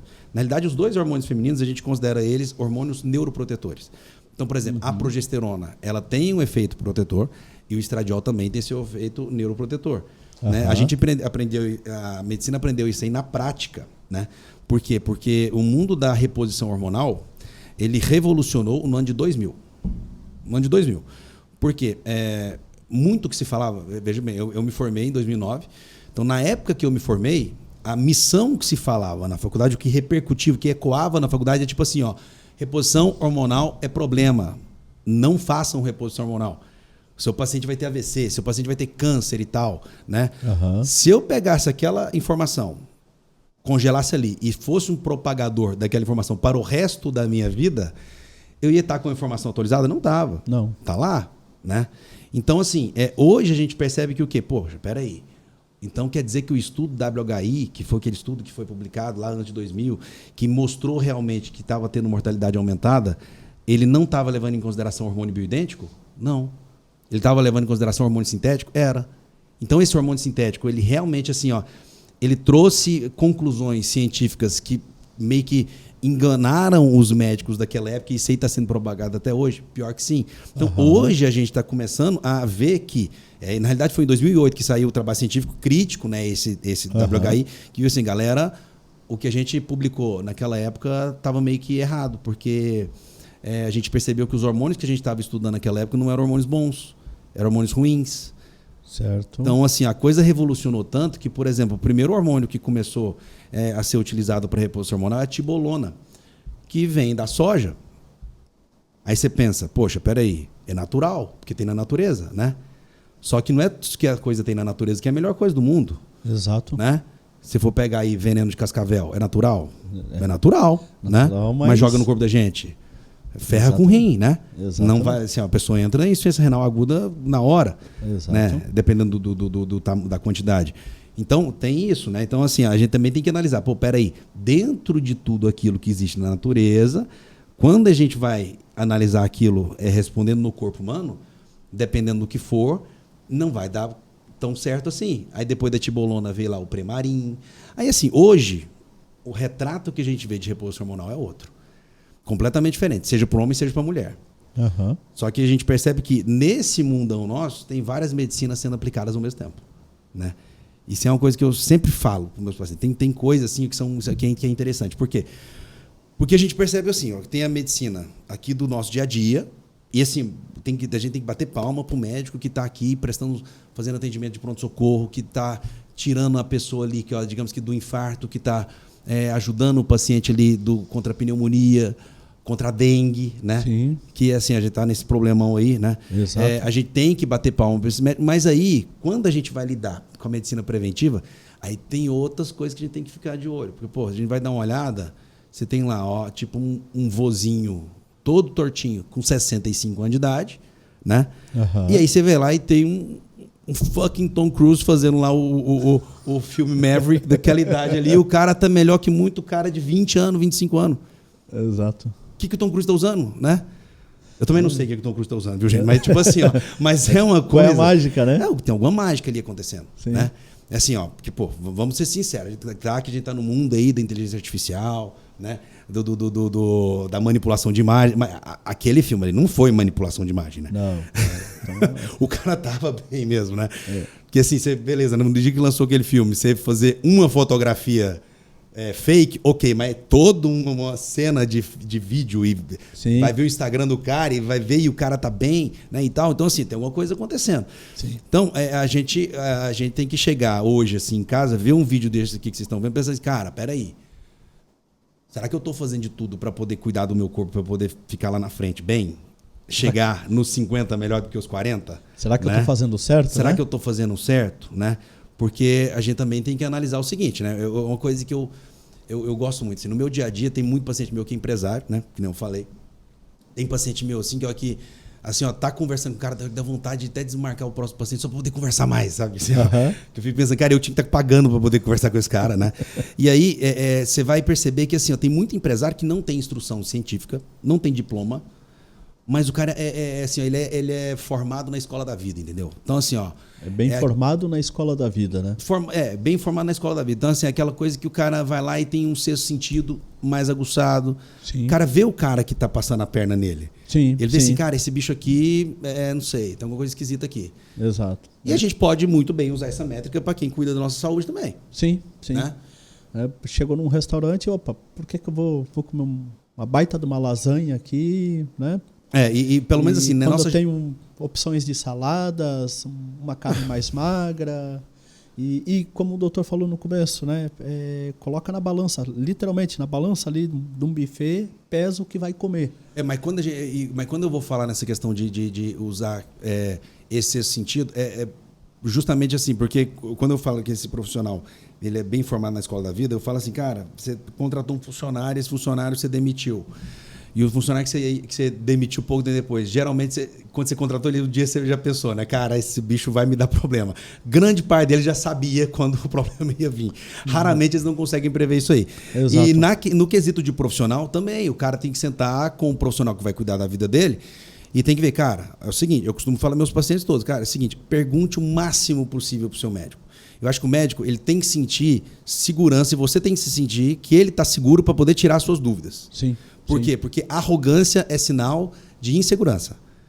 Legal, não é? Legal. Arrogância é sinal de insegurança. Sim. Então, assim, ó, o seu profissional que está cuidando da sua saúde tem que chegar e apertar ele de pergunta. Pode perguntar, pergunta.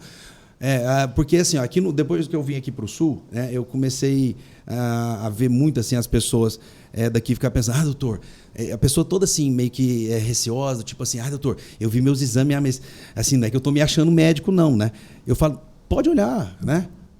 Pode olhar, vê o seu exame, tenta criar suas teorias lá na sua cabeça, mas vem aqui pra gente poder conversar. Tenta entender, mas não tira a conclusão, aí né? Cabe pra mim, né? Assim, até pode tirar a conclusão, mas assim, ó, cabe a mim eu conseguir explicar aquilo do paciente de um jeito que ele consiga entender. Nem que para isso a gente precisa desenhar, né? Sim. Então, assim, a gente tem que chegar e conseguir explicar para aquilo ali. Por quê? Porque quando a pessoa entende todo o processo, a chance da melhora dele vir é maior. Sim, né? sim. E aí, quando você vai dar uma olhada, pô, cara, quem que tá orientando o Tom Cruise? Quem tá orientando a saúde dele? Quem tá... Cara, assim, ó, com certeza ali ele tá numa relação muito harmoniosa com quem tá cuidando da saúde dele. Sim, né? sim. Então, assim... E também ele está sendo disciplinado, né? Sim, sim. Isso que eu tô falando. Exemplo de disciplina. A relação de quem cuida da saúde dele, eu digo harmoniosa, por quê? Porque também ele não está tendo embate do tipo, me mandaram fazer uma parada e eu não estou fazendo. Exato, concordo. né? Me mandaram fazer um negócio, me mandaram treinar 1 hora por dia e eu não estou treinando só 1 hora por mês, né? Então, assim, ó, eu estou treinando, né? Então, assim, ele ali está muito bem. Eu digo assim, ele também, né? Eu falo assim, o próprio Tom Cruise aí, mas a atriz também que contracenou com ele, né? Sim. Amor, dá uma olhada. Quem que foi a atriz que contracenou com o Tom Cruise no filme Maverick lá, esse último? A idade dela também é uma idade que você olha assim para essa, cara, tá muito bem. Sim. Né? Então, assim, a gente tem que criar nossos padrões de referência. Sim. Tem que ter, é importante. E é o cuidado com a longevidade. E essa harmonia com o médico, né? Ser franco, abrir o jogo. Isso aí. Seja qual for o problema que está levando, seja qual for a dificuldade. Isso aí. E abrir com o médico, tentar entender. E o médico vai, claro, ser o mais transparente, o mais franco possível, né? Claro, varia de profissional. Tem profissionais que vão jogar mais informações assim até do que a pessoa precisa. Outros vão naquele ritmo só, né? E a base do aprendizado é uma espiral de conhecimento. Sim. Estamos conversando sobre o assunto. Aí aquele vai ter uma consulta, ele vai lá e fala. Jennifer Connelly, né? Qual que é a idade dela? Olha aí para baixo.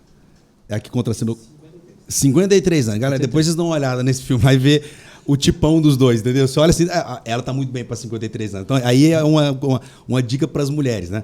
Mas isso que a gente estava falando com relação a essa questão de cuidado, né?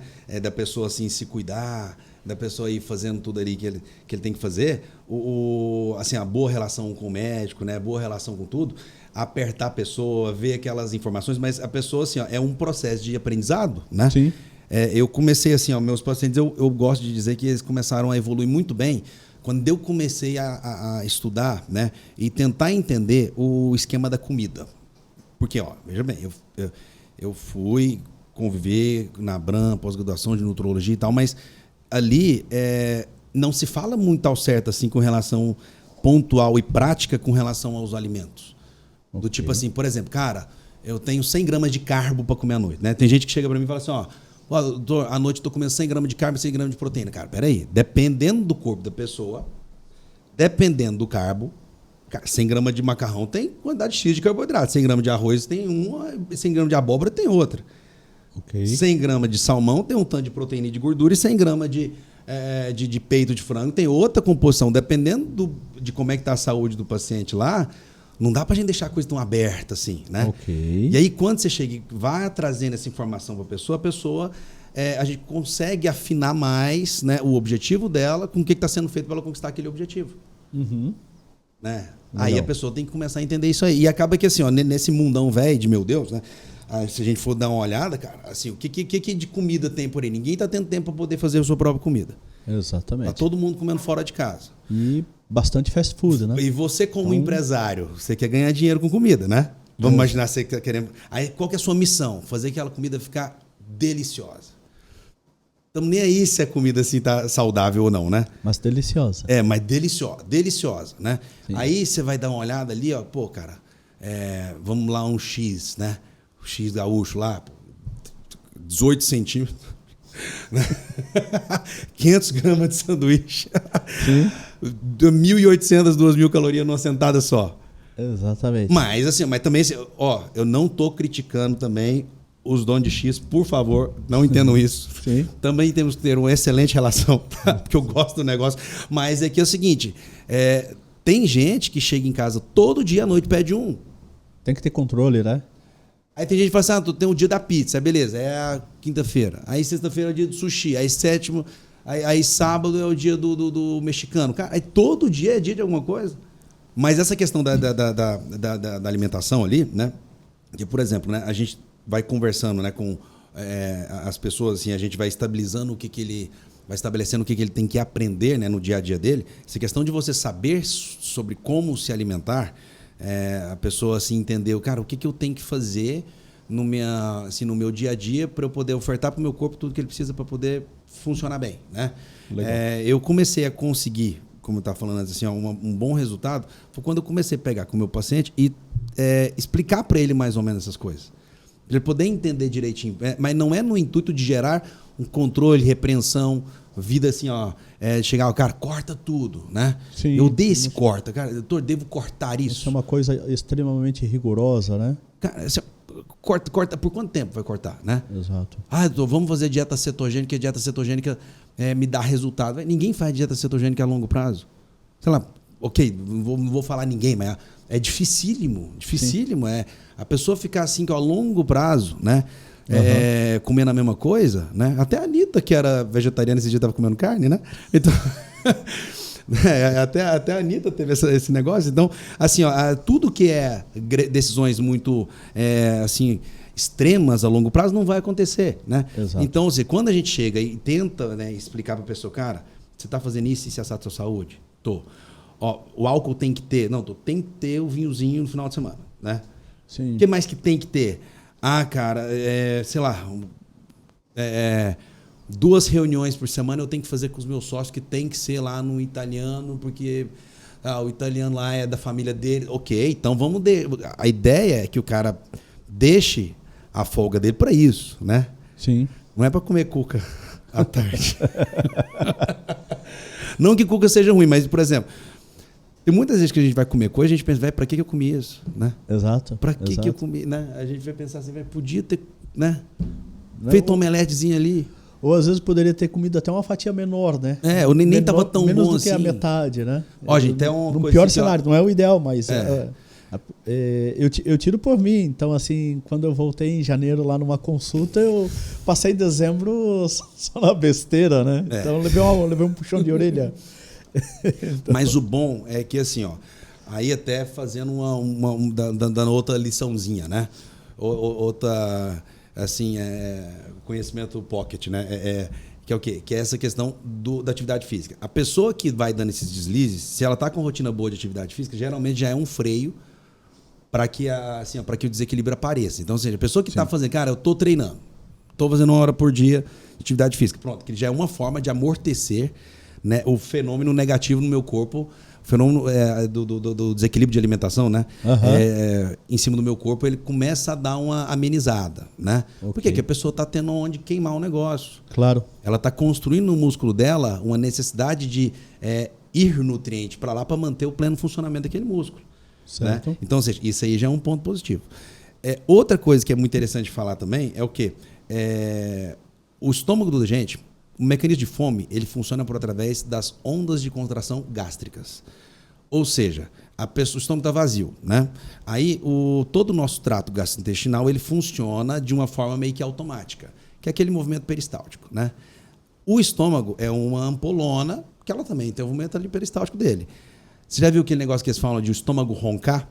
Uhum. Então, aquele é quando o estômago está vazio há muito tempo, ele começa a criar movimentações um pouco mais assim, ó, enérgicos para poder fazer a pessoa lembrar, opa, tá sem comida tem um tempão. Vazio aqui, cara. Né? Tô vazio aqui, bota a comida para dentro.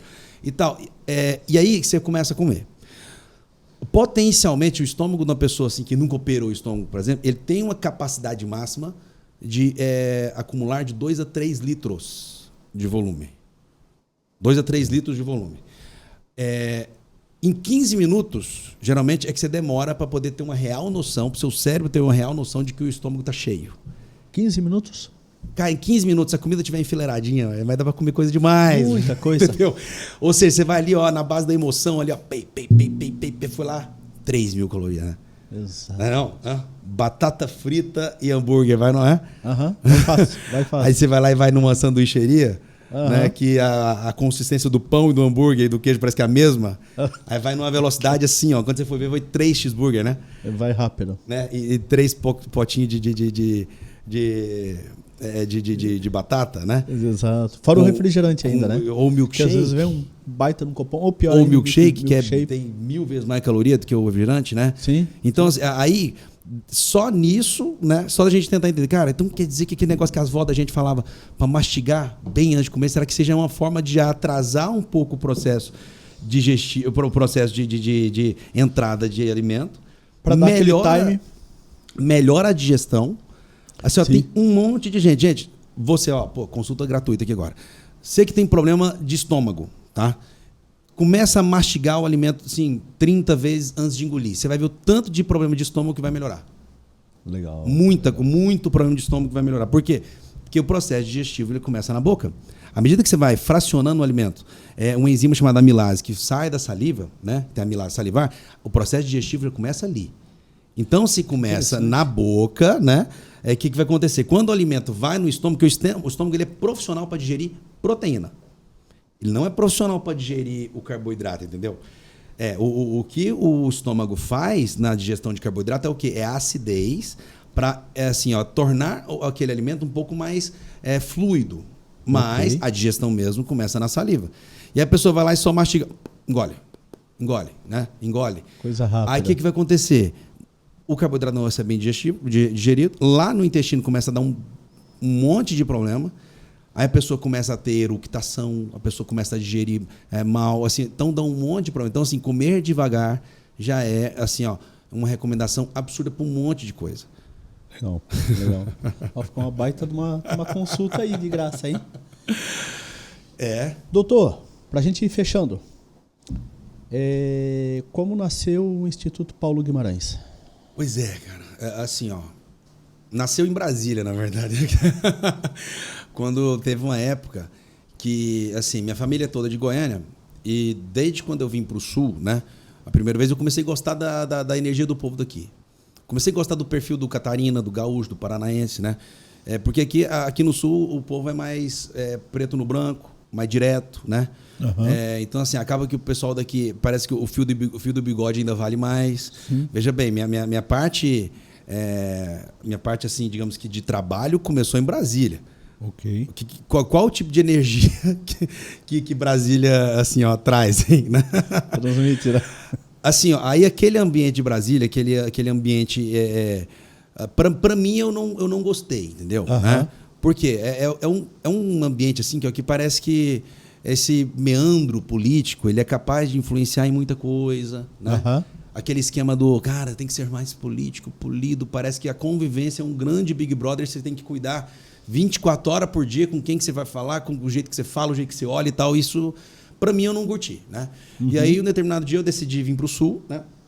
E aí, quando eu vim para cá, aí a escolha por Joinville foi uma escolha meio que calculada. Por quê? Porque eu passei uns dias em Floripa, uns dias em Jaraguá do Sul. Na verdade, quando eu vim de mudança, eu vim para ficar em Jaraguá, né? Eu vim para poder ficar em Jaraguá do Sul. Uhum. Só que aí até uma história massa, né? Porque quando uma das coisas que meio que me deu um start para vir para cá foi que na formatura de medicina da minha irmã, um amigo do meu cunhado, né? Ele tinha um irmão que estava em Jaraguá do Sul e dando plantão lá. Só que ele era recém-formado. E ele me falou, cara, Jaraguá do Sul é uma cidade assim, que eu com IDH alto, cidade organizada, legal. Cara, vai lá conhecer, você vai gostar. Porque eu só conhecia o Sul para vir, tipo, para Réveillon, né? Essa parte turística, né? Aí quando eu vim para cá, né? E aí eu fechei minhas coisas tudo lá em Brasília, mandei mensagem para esse rapaz, nem vou falar o nome dele, porque esse cara, assim, ó, ele foi uma rasteira que ele me deu, mas que me ajudou. Uma lição. Foi uma baita lição. Por quê? Porque aí eu tinha me organizado, eu tinha pedido para ele. Aí ele já estava morando aqui com o irmão dele, ele falou assim, cara, a gente tá numa casa aqui de 4 quartos. Eu falei assim, cara, vamos fazer o seguinte, me aluga esses outros 2 quartos que estão sobrando aí, só eu escolher um local para eu ficar, né? Aí, quando eu vim de mudança... Não, beleza. Ele confirmou, né? Quando eu vim de mudança, eu fui saindo de Brasília para cá, né? Aí eu mandava mensagem para ele, cara, eu tô assim, ó, eu liguei aqui um interruptor no cérebro para não falar o nome dele, mas não vou falar. Né? Mas tipo assim, ó, eu falei, cara, me manda o endereço da sua casa para eu ir. Aí ele não visualizava, não respondia. De novo, visualizava, não respondia. Eu comecei a ligar. Isso, ó, de Goiânia. Nesse dia eu saí, na verdade, de Goiânia para o Sul, porque eu saí de Brasília, fui para Goiânia, de Goiânia eu vim para cá. Né? Certo. Fui fazendo todas as trajetórias e nada, velho. Quando eu cheguei em Jaraguá do Sul, cheguei mais ou menos 10 da noite, mais ou menos, e eu fiquei o dia inteiro tentando conversar com o cara e nada. Aí eu liguei pro meu cunhado, né? Eu falei assim... Meu cunhado, cara, vê com ele aí, que, pô, na real, começou sendo amigo seu. Depois eu pensei que era amigo meu, mas não tinha dado. Sim. Fiquei na rua. Não achei esse cara. Na realidade, meu cunhado, minha irmã e meu cunhado não tinham casado ainda. Não achei esse cara. E aí, assim, pô, pensei, velho do céu. Essa vinda pro Sul aqui, cara, já começou assim, hein? E aí, eu arranjei lá um hotelzinho, né, de ultíssima hora, fiquei lá e fui já fazendo aquele mapeamento da cidade para poder montar minha clínica, né? Quando eu vim para cá, e quando eu estava lá em Jaraguá, né, num determinado dia, uma colega daqui de Joinville, eu nunca tinha pisado em Joinville, ele falou assim, Paulo, você conhece Joinville? Eu falei, não queço. Por quê? Não, porque pelo que eu estou vendo no seu Instagram, não tem nenhum médico aqui que faz mais ou menos esse tipo de trabalho seu. Por que você não vem aqui? Aí que eu saí de Jaraguá do Sul, fui lá, né, para Joinville conhecer. Aí ela me apresentou ali a academia personal, academia Summit, na época The Best. Eu fui dando uma olhada, aí minha cabeça, cara, como que eu não tinha vindo aqui? Aí pra você ver o que aconteceu de errado indo lá para Jaraguá do Sul, sim, né? E aí, quando eu fui para Joinville, né, eu fui lá, eu estava voltando, né? Fui lá, eu vi o Kibs, né, que é um restaurante de comida árabe. Uhum. A hora que eu estava passando pelo Kibs, eu pensei, cara, vontade de comer comida árabe. Eu estacionei o carro lá e fui jantar. Quando eu fui jantar, eu conversei com o pessoal do lado, né? A mesa do lado ali. O cara falou, cara, você é de onde? Pelo seu sotaque, você não é daqui. Né? Eu falei, não, eu sou de Goiânia. E, cara, o que você está fazendo aqui? Eu falei, não, eu estou morando em Jaraguá. Pelo que eu estou vendo, eu estou vindo aqui para Joinville. E eu sou médico, né? Eu sou pós-graduado em endocrinologia, nutrologia. Sou também em UTI. Falei, cara, você vai ser meu médico. Ali eu falo assim que foi meu primeiro paciente.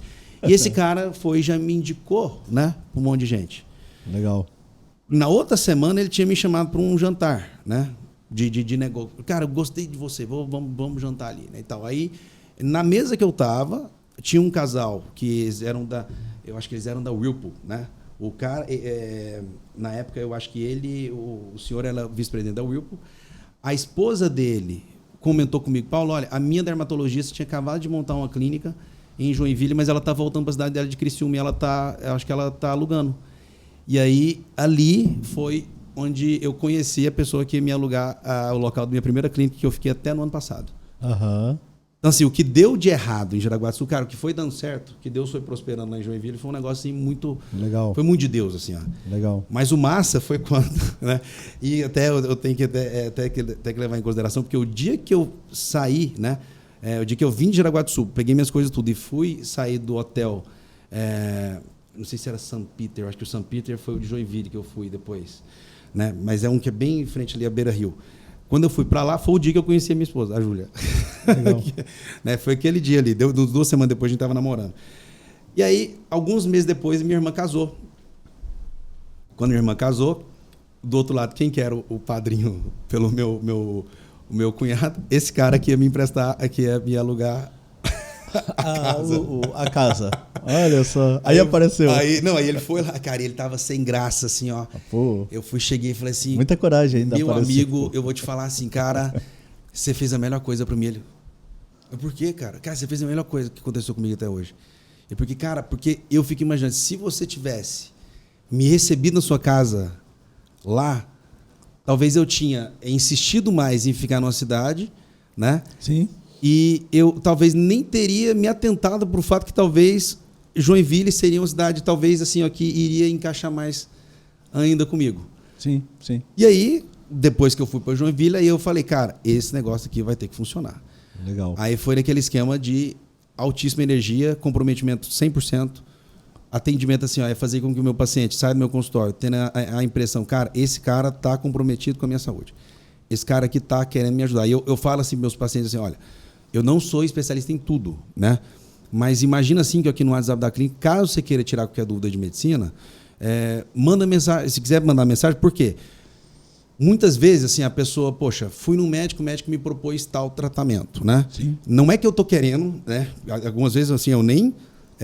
assim, ao dar conselho para o meu paciente, nem a ideia nem assim, ó, simplesmente tirar ele de ideia de algumas coisas, mas muitas vezes auxiliar ele no melhor time para aquilo, né? Exato. Então, por exemplo, né? Hoje em dia os homens estão ficando cada vez mais cuidadosos com a própria estética, né? Aí o cara fala, tô querendo fazer uma lipo. Cara, dependendo de como é que está o percentual de gordura, não vai dar certo aquela lipo. Sim, sim. Né? Dependendo, por exemplo, vamos fazer abdominoplastia. Cara, você está tentando entender, está entendendo a cicatriz que vai ficar? Porque tem coisa que tem que ser, tem coisa que não. Então, sim, quando eu comecei a ter esse padrão, perfil assim, que é de comprometimento total com o meu paciente, eu já fui vendo assim que muita gente foi indicando o meu trabalho para outras pessoas. Sim. E isso aí foi na primeira clínica, né? E aí eu tinha um problema. Que ela foi maravilhosa, foi um presente de Deus, né? Eu ter ficado lá por tanto tempo.